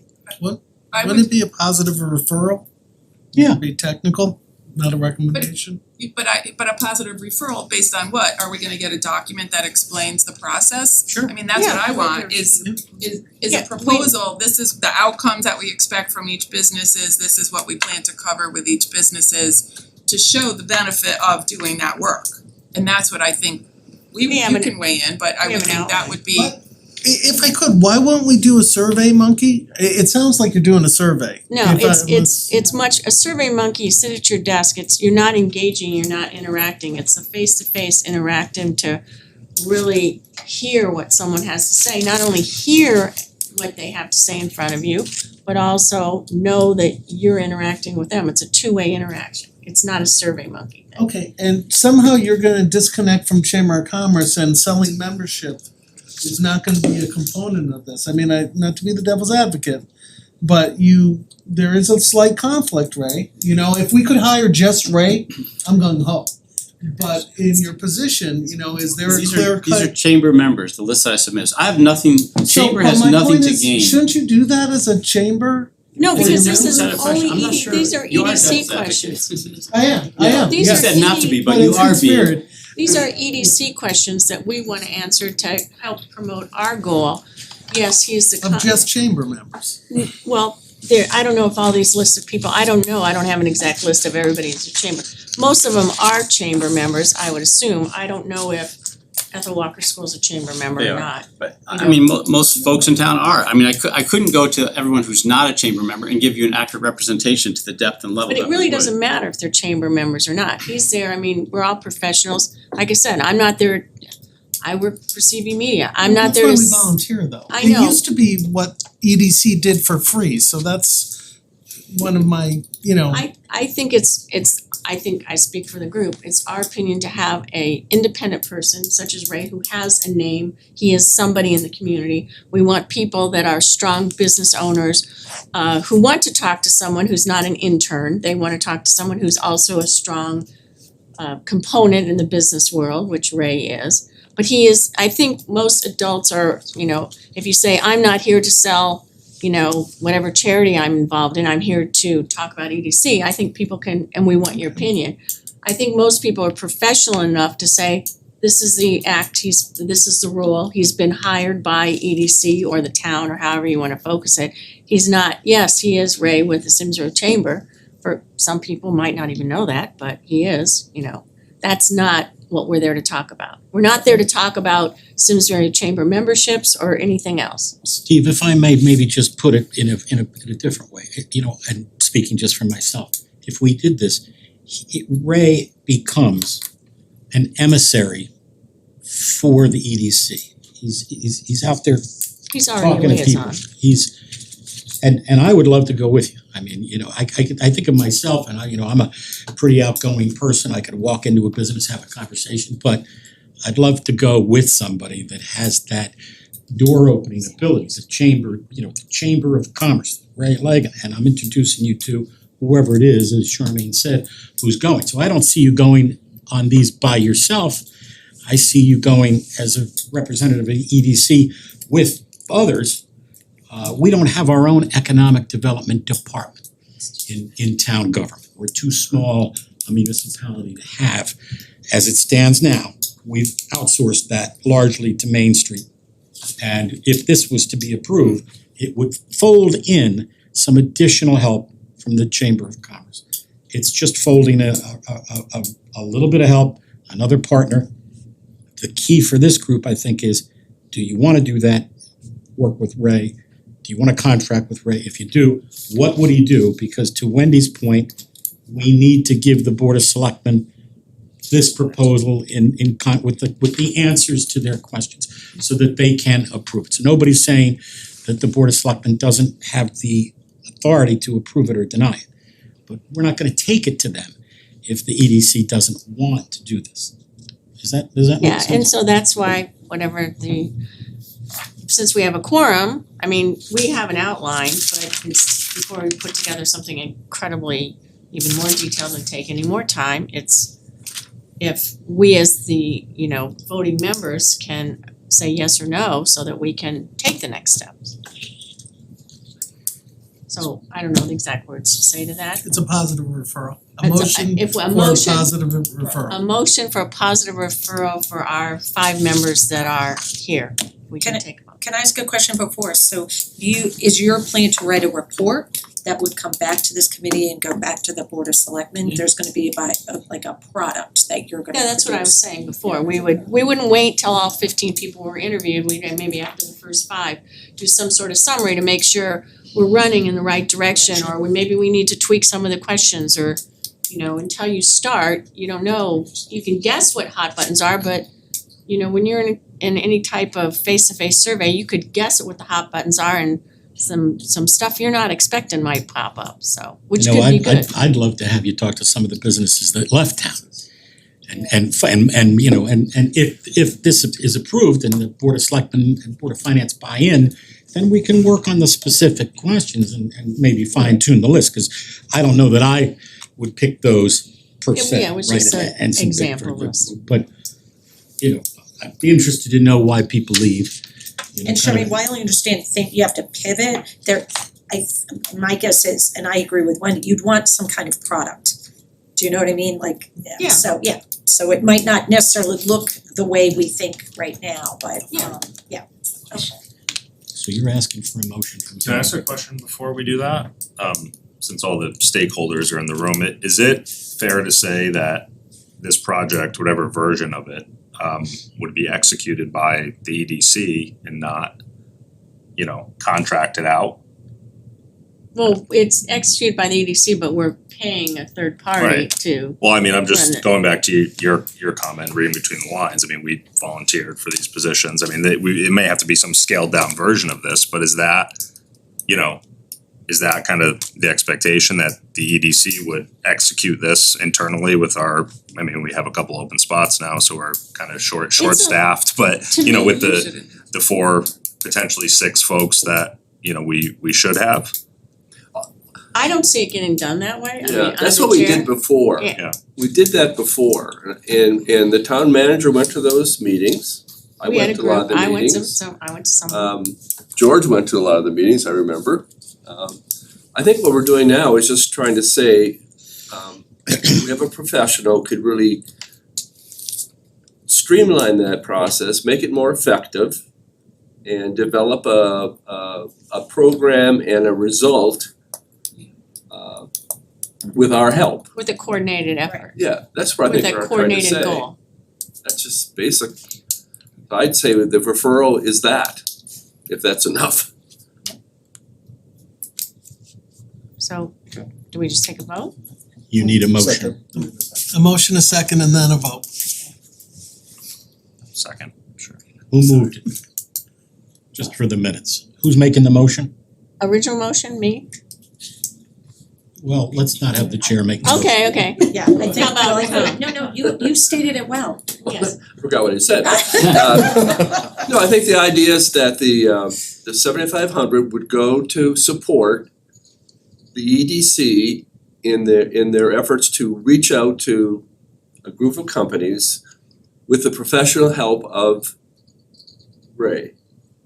From the just to be Ray, I guess, it wouldn't have to be Chamber of Commerce. You might wanna make a motion to disperse $7,500 to what's the word for be able to afford? I don't know. Go ahead. I'm just saying, why is the money part of the conversation right now? At first, you're trying to create raise the vendor doing this work. What is the work and what is the output of the work? Approve that, see the quality of that product, and then determine how much the Well, value yes, is. you don't have to do the 7,500 in one fell swoop. If you guys Yeah, were just talking just about do the doing product. 5 to try, I don't think work out a step basis. This has really gotten, I this agree, is the it's in the 4th time weeds. I've described this product, and Yeah. I still feel like people aren't getting it, and it's okay. I understand stuff happens, but I'm about ready to just withdraw the whole thing again, because I don't wanna fight people on this. If $7,500 worth of information isn't coming out of this, I mean, obviously, then it's not worth it, but So it sure. can I make a motion? The motion is You're that- not on the Not on committee. the board. Make a motion. Oh, I can't make a motion, okay, well, so be, but I think the motion is, I agree with Steve, somebody is, we are asking for the town, the EDC to ask for $7,500 for you to do what you need to do, if you come in with less money, Not what he but- needs to do, what the EDC is asking to be But done. that's what I said with the EDC, so that should be the motion. Last week, it was last month, it was like, we were, I don't know, doing something else with the money, and I don't think it was clear because we were talking about 4 other things. So now we have narrowed and focused down on to this plan for the individual interviews, which not only benefit as far as information, but also benefits, if you wanna say, community involvement. We're here are our faces, some people are new on the board, people don't know everybody, so. And you guys are gonna have to go and pitch this to the Board of Selectmen, so you can get a little more specific when you go and present this. We have an outline, it's Yeah. just, So there you go, we're so professional somebody people, just needs so. to make a motion then. Okay, so Tom can finish his motion.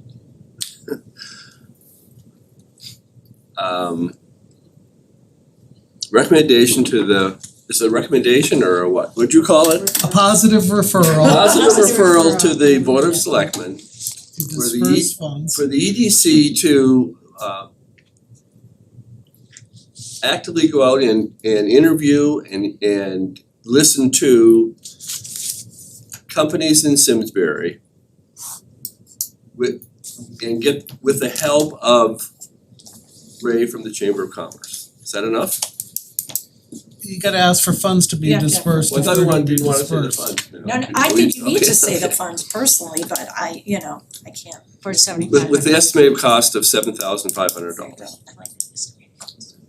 Covers that. Does that Yeah. work?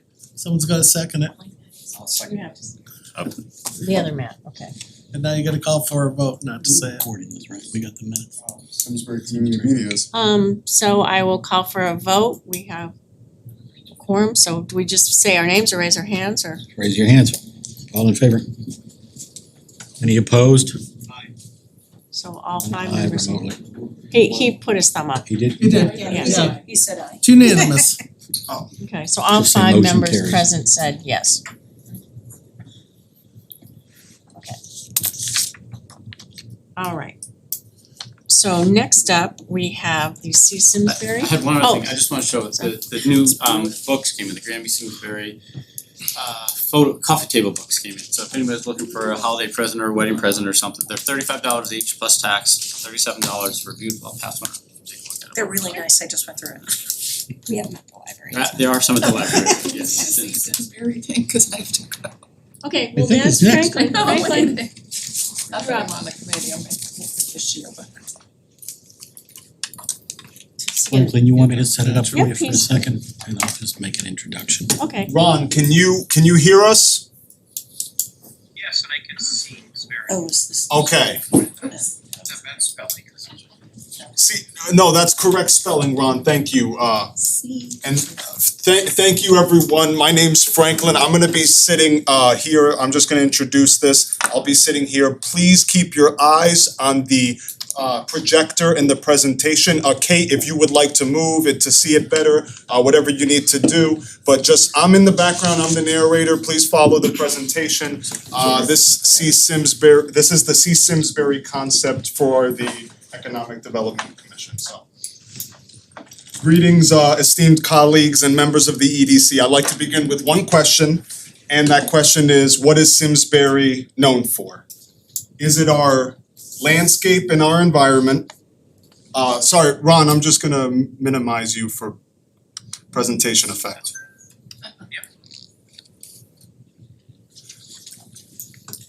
Is it our things to do and places to see?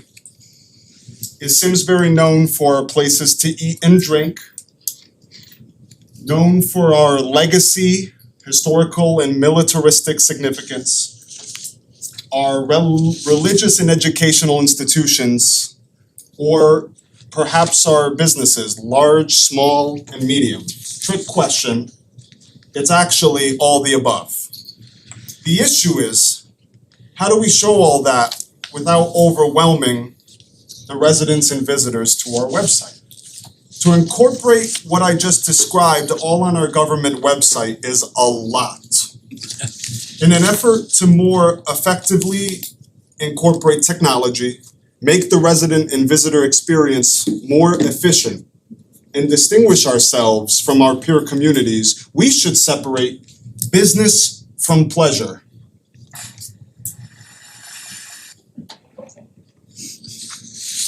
We propose to condense all of our assets into a cultural tab on the website titled See Simsbury.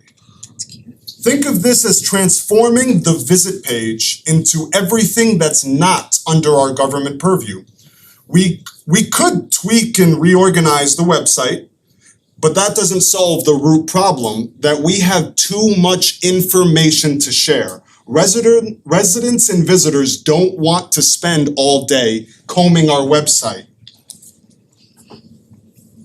But wait, there's more. Our tourism committee did a wonderful job creating the Hot Meadow Walk. Remember that Hot Meadow Walk? Yeah. We like that.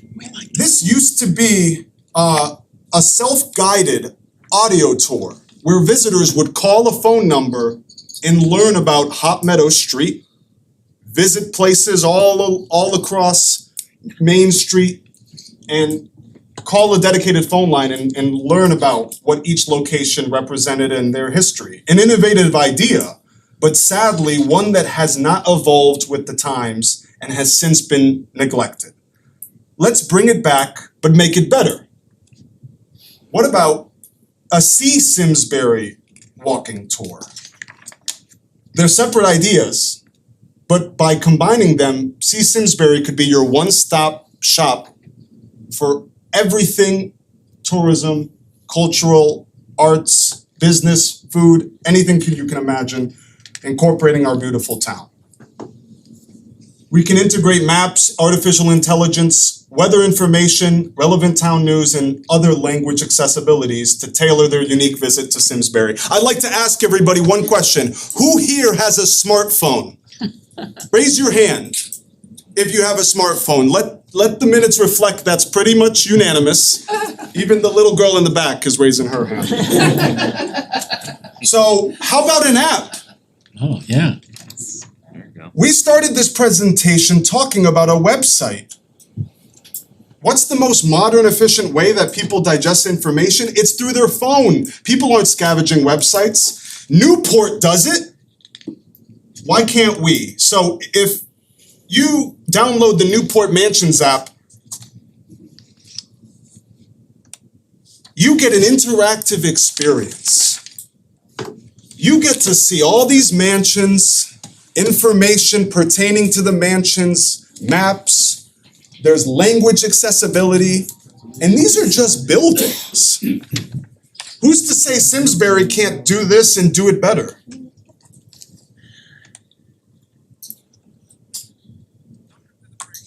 One moment. Is that in the presentation? Not keeping it on. 1 second. Sorry. All right. Imagine a See Simsbury app. A See Simsbury app would be different. It would put us on the national stage. It'd be revolutionary. It'd foster friendly competition amongst our various businesses. One location where we can take all the amazing things that make Simsbury unique, that make us the best place to live, work, and play, and give it a proper home rather than sparsed throughout our website. For example, imagine a family of 4 who loves the outdoors and is interested in visiting us. They input their preferences into See Simsbury, and they are suggested to visit Brookside Bagels for breakfast, go kayaking in the Farmington River under the old Drake Hill Flower Bridge, and even end the day with some fresh Mexican food at La Jolla. Alternatively, imagine a group of American history PhD students interested in learning about Simsbury's military significance. They input their desires into the app. They get recommended to visit famous war memorials, go ice skating at the ISCC, and get homemade ice cream at Toll Meadow Farms. And that's just 2 examples. And how does this relate to economic development, you ask? Experience like these are make the town memorable. They influence a resident to become a visitor, they can inspire an entrepreneur to start a niche business, and they can incentivize a developer to build here. And on our terms and within our vision. The possibilities are endless. You have to see Simsbury to believe how great it is. So I ask you, what about yourself? Are you ready to see Simsbury? Thank you for Very good, Franklin. Good job. Any questions? How much? Yeah, that was fun. We can do it all for $7,500. I just need a quick motion. No, I'm just kidding. Thanks for watching. So Franklin did a great job on this. I just wanna say I think he needs that, to go on SCTV. yeah, we've been having some fun, and so I really wanna thank him, and we got some input from other key people as well, so long list of credits. The thing is that, as I mentioned at the last EDC meeting, or maybe the one before that, we are looking at and beginning the work of upgrading the town's website finally, which is a little overdue. And that's a vision that is actually coming to fruition. And we've got an internal work group that's been working on all of the issues. We're gonna talk to Brooke of EDC, who couldn't join us tonight, and get her to report out on all the work that she and you and others have done over the last couple of years with respect to the website. So if we wanted to do something like this, the time to do it would be when we're upgrading the website, because obviously, as Franklin described, there's 2 phases to this. One is getting it on the website, and the second is the app implementation. So we would have to go out to bid for an app developer. That would be something that we don't have funded at the moment. But we think that the resources to fold it into the website redesign with Civic Plus is within our grasp, if it's something that the EDC wants us to pursue. So from my perspective, we don't wanna go down this path if nobody thinks it's worth doing. And the other main reason that Franklin wanted to get some time with you today is just to make sure that all of you who have been working in various capacities for so many years, have an opportunity to fine tune this and tell us what can make it better. And we were also really interested to hear what Sin was gonna say earlier in our agenda, because as she said quite correctly, there's synergies there with respect to what we're trying to do. And frankly, also with the chamber, which is, we can't really see where we wanna go with the chamber, which is why we've had 3 or 4 discussions, I think. What we need to see, no pun, see Simsbury, is that we need all the help we can get. And we need all the players at the table, so thanks for the time. So are we looking for a vote after this, or? No, just wanted to get some feedback and conversations. At this point, it's just preliminary. And please tell us where we should go and what we should do. We've got, our colleagues here, a lot of intellect in the room. What's everybody think? I know I've looked for a Simsbury app, there isn't one. That's the wave of the future. And I mean, captures this value. Dinkers has an app, I could book my court, but The devil's in the details, of course. Yep. And the devil continues to be in the details as you keep the thing fresh and refreshed all the time, have current information in it. But I've used these things visiting other cities. They are absolutely fantastic when they'll make recommendations to you. What can I do? And the biggest thing is, what can I do this weekend? What's going on in town? To not have to look for it, but to have it come to you. That's the way services are delivered, right? That's the way the future works. And I think that I'm all for this. I think it's great. I think this is a fabulous idea.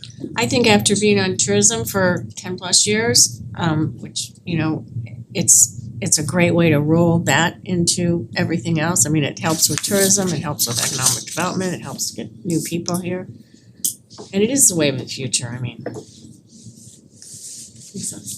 Question mark, if you do go forward with this, would you consider doing signups on there like recreation have a one-stop shop? Because we can't, it's very hard to actually sign up for stuff for me. It really is. Okay, I'm glad I'm not the only one. And that's So a just great, having an app. a great question. You know, I brought the Board of Selectmen goals with me. We were looking at, you know, how does this marry with the goals? But obviously, the number one goal, not that we ranked them, but at the top is economic development. But, you know, this also goes to transparency, it goes to public engagement, it goes to efficiency in government. You know, you can't find stuff on our website now, the links are outdated. You know, even public safety, I think, and certainly quality of life. So these, it's actually, if we were to do something like this, it touches on 3 or 4 of the Board of Selectmen's primary goals. And I would just say, you know, to wrap it up, that, you know, if you look at EDC as a commission that exists in our code, in our charter, you're appointed by the Board of Selectmen. You're charged to come up with ideas and to implement the ideas. And I'm new, so I think I can get away with saying this, that since I've been here, I've seen some wonderful things that were proposed that are just, they're in a binder in my office and they weren't actually implemented, right? And it's almost a little sad that there were just so many good ideas, whether it's tourism, whether it's community centers, you know, all of the things that you did, years to get us to the Simpac thing, which was to my question earlier, Jeff. The greatest thing for me as your new town manager is to see your own ideas come to fruition. If there's one thing that I could do for this town, it's implement your own ideas. And it's committees like and commissions like the EDC where these ideas start and where they grow. And why the EDC did not reach those goals in the past, I will say quite candidly, is number one, they weren't funded. There wasn't a budget line. There wasn't, at least as far as I could see, a willingness to say, you guys come to us with an idea and we're gonna fund it. And that's why it's important that on Ray's issue, we don't have to fully embrace it, I don't think, as leaders. We just have to say we need all the players at the table, and is $7,500 too much to pay? When our mission is growing the grand list, which is a hell of a mission. It's my number one goal, it's the Board of Selectmen's number one goal, economic development. I hear it from our Board of Finance chair frequently. And if you don't do things like this, what are we gonna do?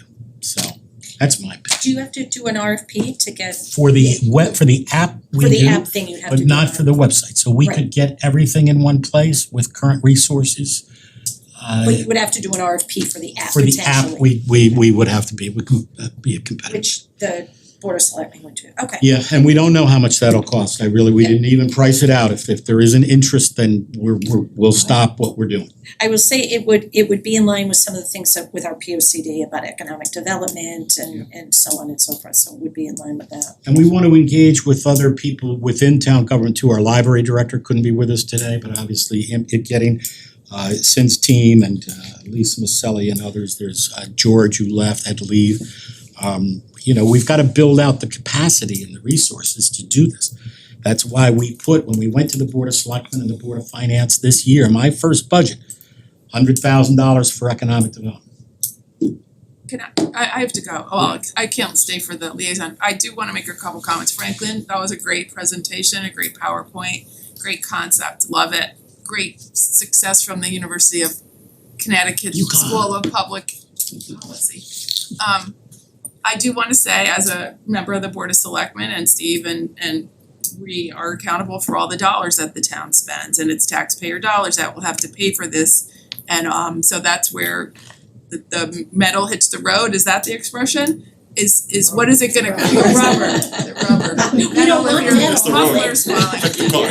It's we're responsible for spending taxpayer dollars, so you know, to me, an app and keeping it current and things like that as an old IT professional, it costs money and it's gonna cost maintenance every year to keep that up to date.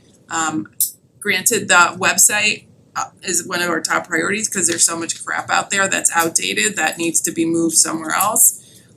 So it is something that, but again, what is it gonna go up against for at the budget time to pay for it? And that's my, always the naysayer, but I love it, but again, it's taxpayer dollars that we're gonna hear about if we spend money on something. Well, the best part, I'll just say, Wendy, and I love the comment, I really do, the best part about the budgeting process, and I did enjoy our budgeting process, even though it was a lot of work for all of us, is that our job at the staff level and at the committee level is to present our elected leaders the budgetary authority with the options. Right. If the EDC doesn't give me a green light to go spend some time doing it, I won't do it. But if I do it, then at least the Board of Selectmen and the Board of Finance can weigh that against the other options. If we don't do that, then what are we doing? But I don't wanna waste what limited resources we have going down a rabbit hole. If someone else is doing it, as we almost did with Ray's first proposal, I think your second proposal is better than the first one, because we all got together and beat you up, so thanks for staying in the process. But I'm just looking for, and Franklin is looking for a little feedback on what do you think about this? I think it's so fantastic, and I would hope that Franklin, who's been here a few years, stays more years and would help champion this and continue Grant going. money available? There might be grant money, it's a very Because good I point. would certainly jump Yeah. toward that as Yeah. fast as possible. If you piggyback this with the website enhancements, you've got a better chance of getting some grant money. I don't think you're gonna find too many grantors that wanna say, let me give Simsbury of all communities, $50 grand, $100 for an app, but Except Google does have a program where they help Google local municipalities and I they didn't know will that. they will do stuff for municipalities for free. It's a whole nonprofit organization. You have to tap into it, so it might be worth exploring that. That's a great idea. we definitely will. And that's exactly what I was mentioning earlier, is that the It's like ideas are $10,000. invaluable, so, yeah. Mark, you mentioned you're seeing so much that was done. And it's laying in the graveside of our effort. I mean, we have a tree walk with every tree identified on Hot Meadow Street. I got the number of the trees, it's on tape somewhere. I don't know what happened to that. And one of the things that sort of ties in with this is we're looking for volunteers.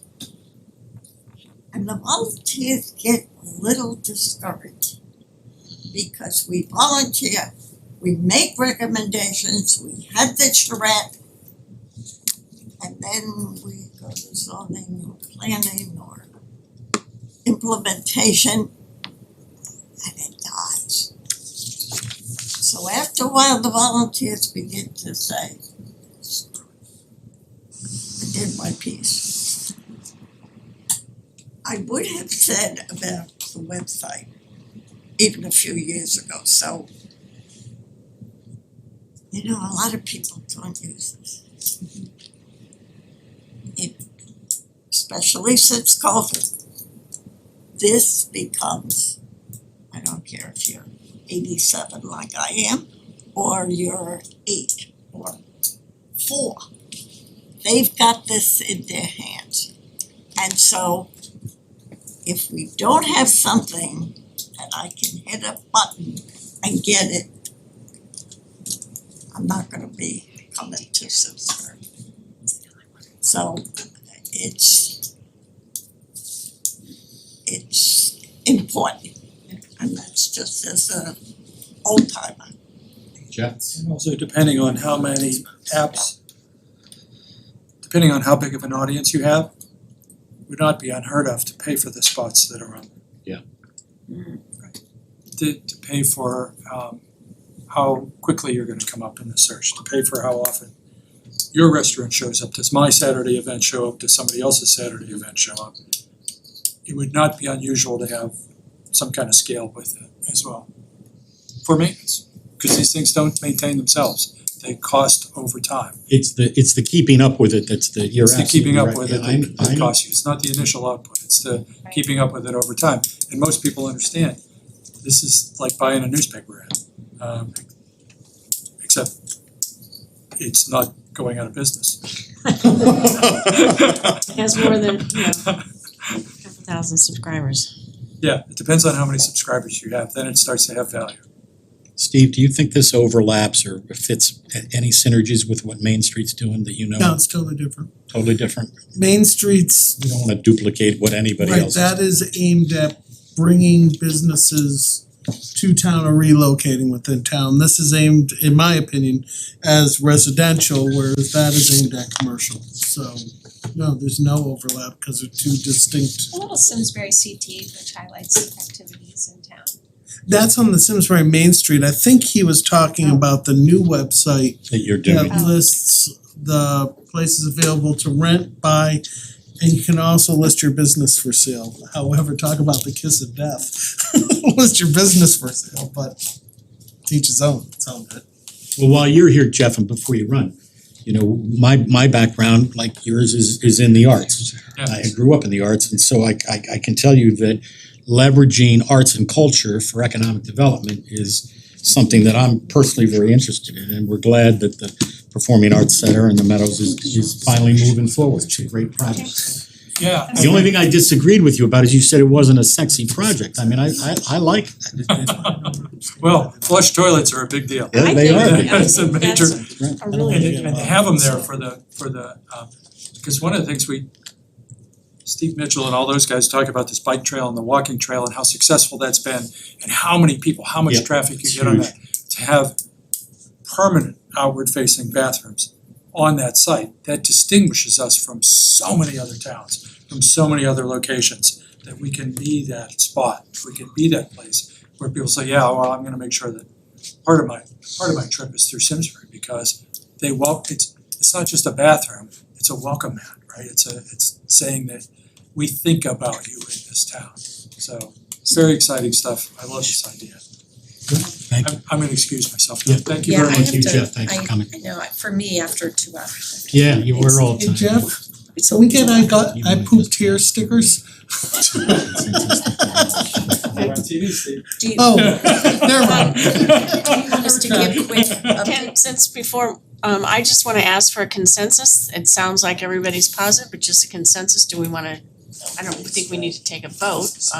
No, if you want us to move forward, just let us know. Yeah, I mean, do I have to take a vote to move forward or can I just? No, but it's gotta be the board, your board, Yeah, I mean, the ABC five of commission, us, not all of us. No, we've, the five of us that are members are One of the here. things we've talked about is infrastructure, and I think a good town website and app is infrastructure. And it's whether it's making it's pipes that make it easier to do business with the town if you're paying your taxes or looking something up or wanna know who to call, that promotes economic development because it lets everyone do their business with the town easier, whether it's an individual or a business. And then you use those same pipes, that same infrastructure to promote all the other cultural activities and resources. That's, a natural synergy.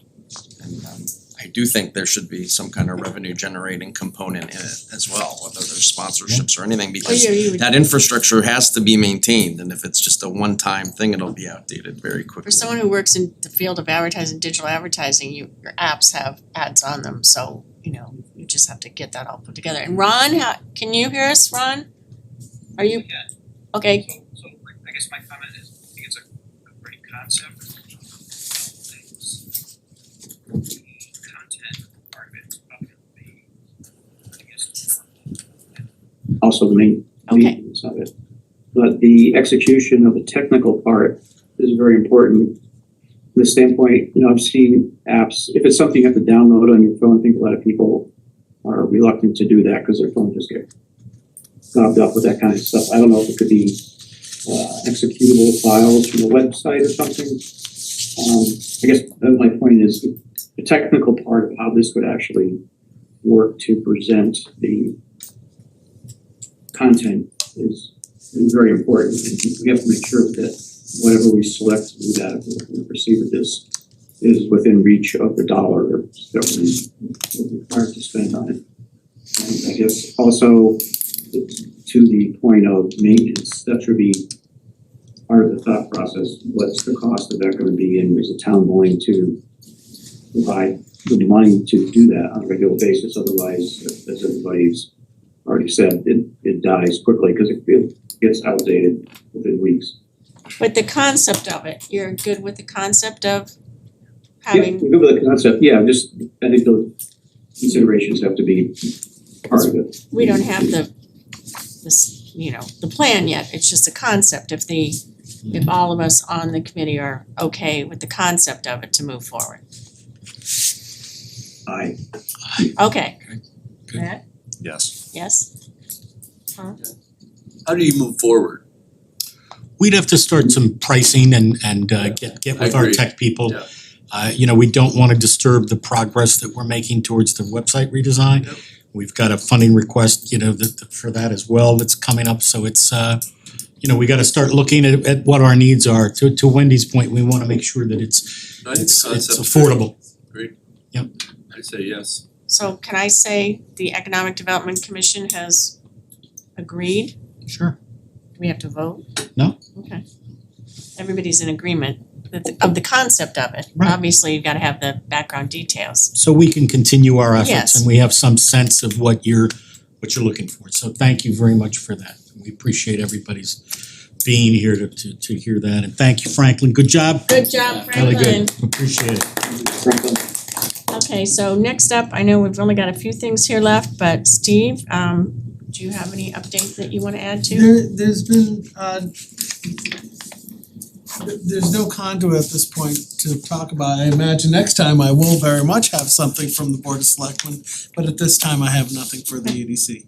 And Erin just left with planning, but I would like to introduce Kate Beal, Kate Beal, who is our new zoning commission liaison. So if there's anything you'd like to say about yourself or what zoning's up to? Oh gosh, okay, well, we've been kind of slow this summer, but we were busy first start of the year. And I think that, we're obviously keeping an eye on economic development and wanting to support that through our decisions on the zoning board. And I'm excited to be able to sit in on these meetings and so we can all have kind of a joint vision of what's happening and how to get things moving along. Do you want to talk to Kate at all about the Hop Meadow Street proposal that was pulled from last night's meeting?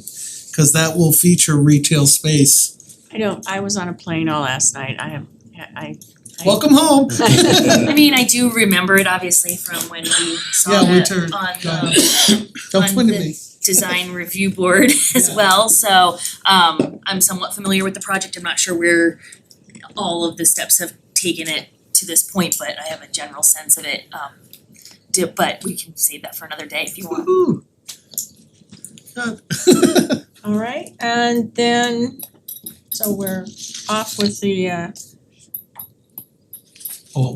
Planning didn't go, so I No. have a brief thing for okay, planning. Mark, So last night at the planning commission, they made a favorable recommendation back to the Board of Selectmen on a potential sale of town-owned property, a small lot and location escapes me. But the reason I wanted to update the EDC on this is while it's a very de minimis assessed value, there are a number of town properties that are vacant lots that there's no structure on them, the town owns them. They are not collecting any tax revenue and they serve no useful purpose. They're what I would call orphan lots, or another parlance is sliver lots, I'm more familiar with that term. There's a few of them that are adjacent to a residential property. And so we in the town manager's office have looked at some of these as we go through our residential grand list. And where appropriate, and there are only a few of them, it's not a huge number, we're gonna be recommending that the town considers selling those parcels. Where there was some controversy, unfortunately, was because it's some viewpoint is that every unbuilt lot is open space.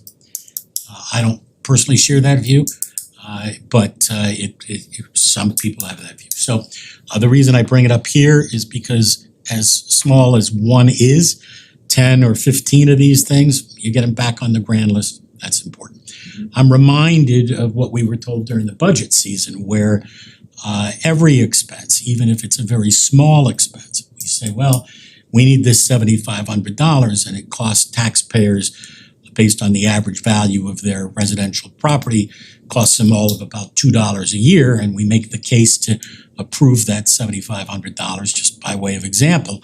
We're told quite correctly that every little piece adds to that ultimate mill rate that we have at the end of the year, and that's what we're told, and that's what it is. The same is true in reverse. It doesn't matter how small it is.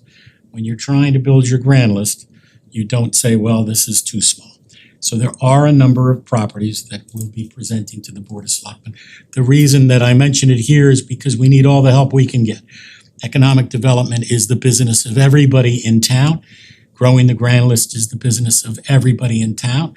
And if that message is drowned out by people who have a different view about a little sliver lot, then, I get to get my 5 minutes of, and put my viewpoint out there as well. What I will say to our friends and colleagues in open space, that there are a lot of wonderful open space properties that also are not really fully protected as some people think they are. They need to be deed restricted, or the town needs to pass an ordinance to make them open space. And the idea that years ago, open space could come to the Board of Selectmen with a list, essentially a list that a group of volunteers made, and say, this is open space, please ratify it.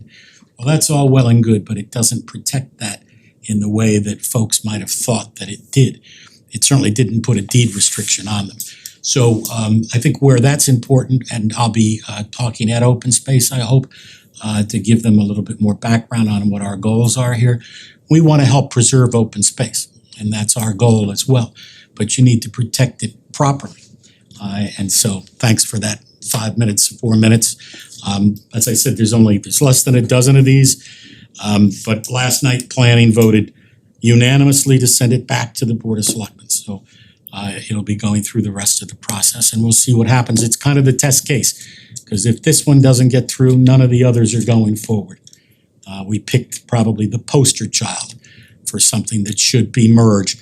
And I would just say that the condition of sale is that the owner of the contiguous property merge it.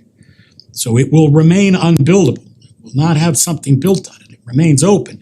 If your view is that you don't want somebody building there, this is also a way to do it, but the town doesn't have to own it. So Thanks. people, would people build commercial property there, or it's just to sell it off to the people next door? Nothing would be built there. It would just get back on the grand list, and it would be a taxable So a property. person, if you had a parcel next to your house, you could just buy that, so it was your property then? That's true. Or land trust could buy it, or? Or the land trust could What would the buy. incentive be for someone to buy that? What would the incentive be? Yeah, they didn't pay taxes on it if they have a open land next to them. Well, I think that's a great question. Some people might be, might say, well, let the town of Simsbury continue to mow it and plow it and maintain it, and why should I own it, right? And that's why there's probably as many of these as there are. But there's a counterpoint to that, and that is that your property value does go up. And so if you're looking to sell the property, I would think you would want to resolve that. There are a number of reasons why the adjacent property owner might want to do it. Nobody's more interested in making sure that it's open space than the owner of the house 50 feet away, right? So in that regard, if it was me, I would want to buy it. Yeah, if it increased their setbacks, This is so they had to expand their residence or something, I can see that, but. Yeah, right, possibly. Linda, I'm surprised.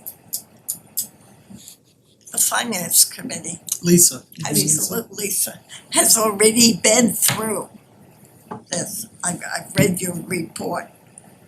I read Bob DiCrescenzo's report on selling and the economic benefit. And Our Board of Finance has not, this board has not done any of that. I thought your name was on that review. Sorry, pardon? I'll look it up again. It was not while I was on the Board of Finance. When they looked at the dozen open space and decided they would not bring economic development And I think the actual language says the cost of redoing versus the dollars received didn't make any At sense. the time, I think that was done. I think that might have been done by the Open Space Committee, however. But the problem with the economics of it, as you said, the individual benefits when they go to sell a house. My question is, and we try to ask this, but you can't ask it at planning, is once the lot is joined, and this particular one is in R15 zone, and the developer says, instead of the house and this increased lot size is worth 300,000. I knocked this damn house down. I now am in an R15 zone. I can put 4 houses on it. Or if we're still under 830G, I could put a 3-story apartment Well, they can do on that. that corner. That negates all. But if I could, Charmaine, this is not under the purview of this board and we've been here for over 2 hours now. So no offense, Diane, you're welcome to come to the Board of Selectmen meeting where apparently it will be on the I'm agenda. just saying economic development. Right, they just have a little more on their EDC agenda this evening. And we're pretty far in for time, so I'm sorry for No, interrupting, that's- thank Charmaine, you. just to redirect. I think that I guess we'll just say the next meeting's Well, you have your minutes. my minute, the approval minutes, I was just looking at it. The next meetings are listed there, approval minutes, so everyone got from June 20, cause we did not have a quorum, so we had the June 26th and the July 24th minutes. If anybody, did everybody, members review those? Do I have approval on those minutes? Did I say that?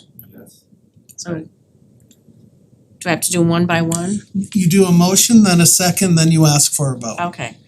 So I motion that the June 26th regular meeting minutes are approved. A second. Okay. A vote, Yeah, all those in favor, all those in favor, Aye.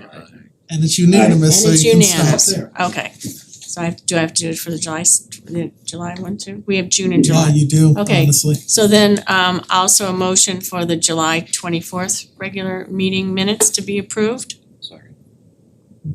Matt, second. Matt seconded, and now we vote. Aye, Everyone approved, so all is approved. Unless someone needs to abstain, just to point out if they weren't at the If they meeting, weren't there, yeah. you would typically I'll abstain from the abstain, thing. I'll abstain in the July one. But then you don't have a quorum, right? Yeah, you do, 4 is a quorum on this board. Okay. Sorry, I don't know how I No. fell into this one. Because I'm not good at the formalities. That's okay. Thank It's you, all I good. I just- appreciate your I was formalities. always the kid in the east parking lot. So, okay, we're good with all that, so I guess I can just, Make a motion. I just make a motion to adjourn. Second. Second. All those in favor? Aye. Ron? Yeah, just note on the zoning commission update, there wasn't any in August, there was a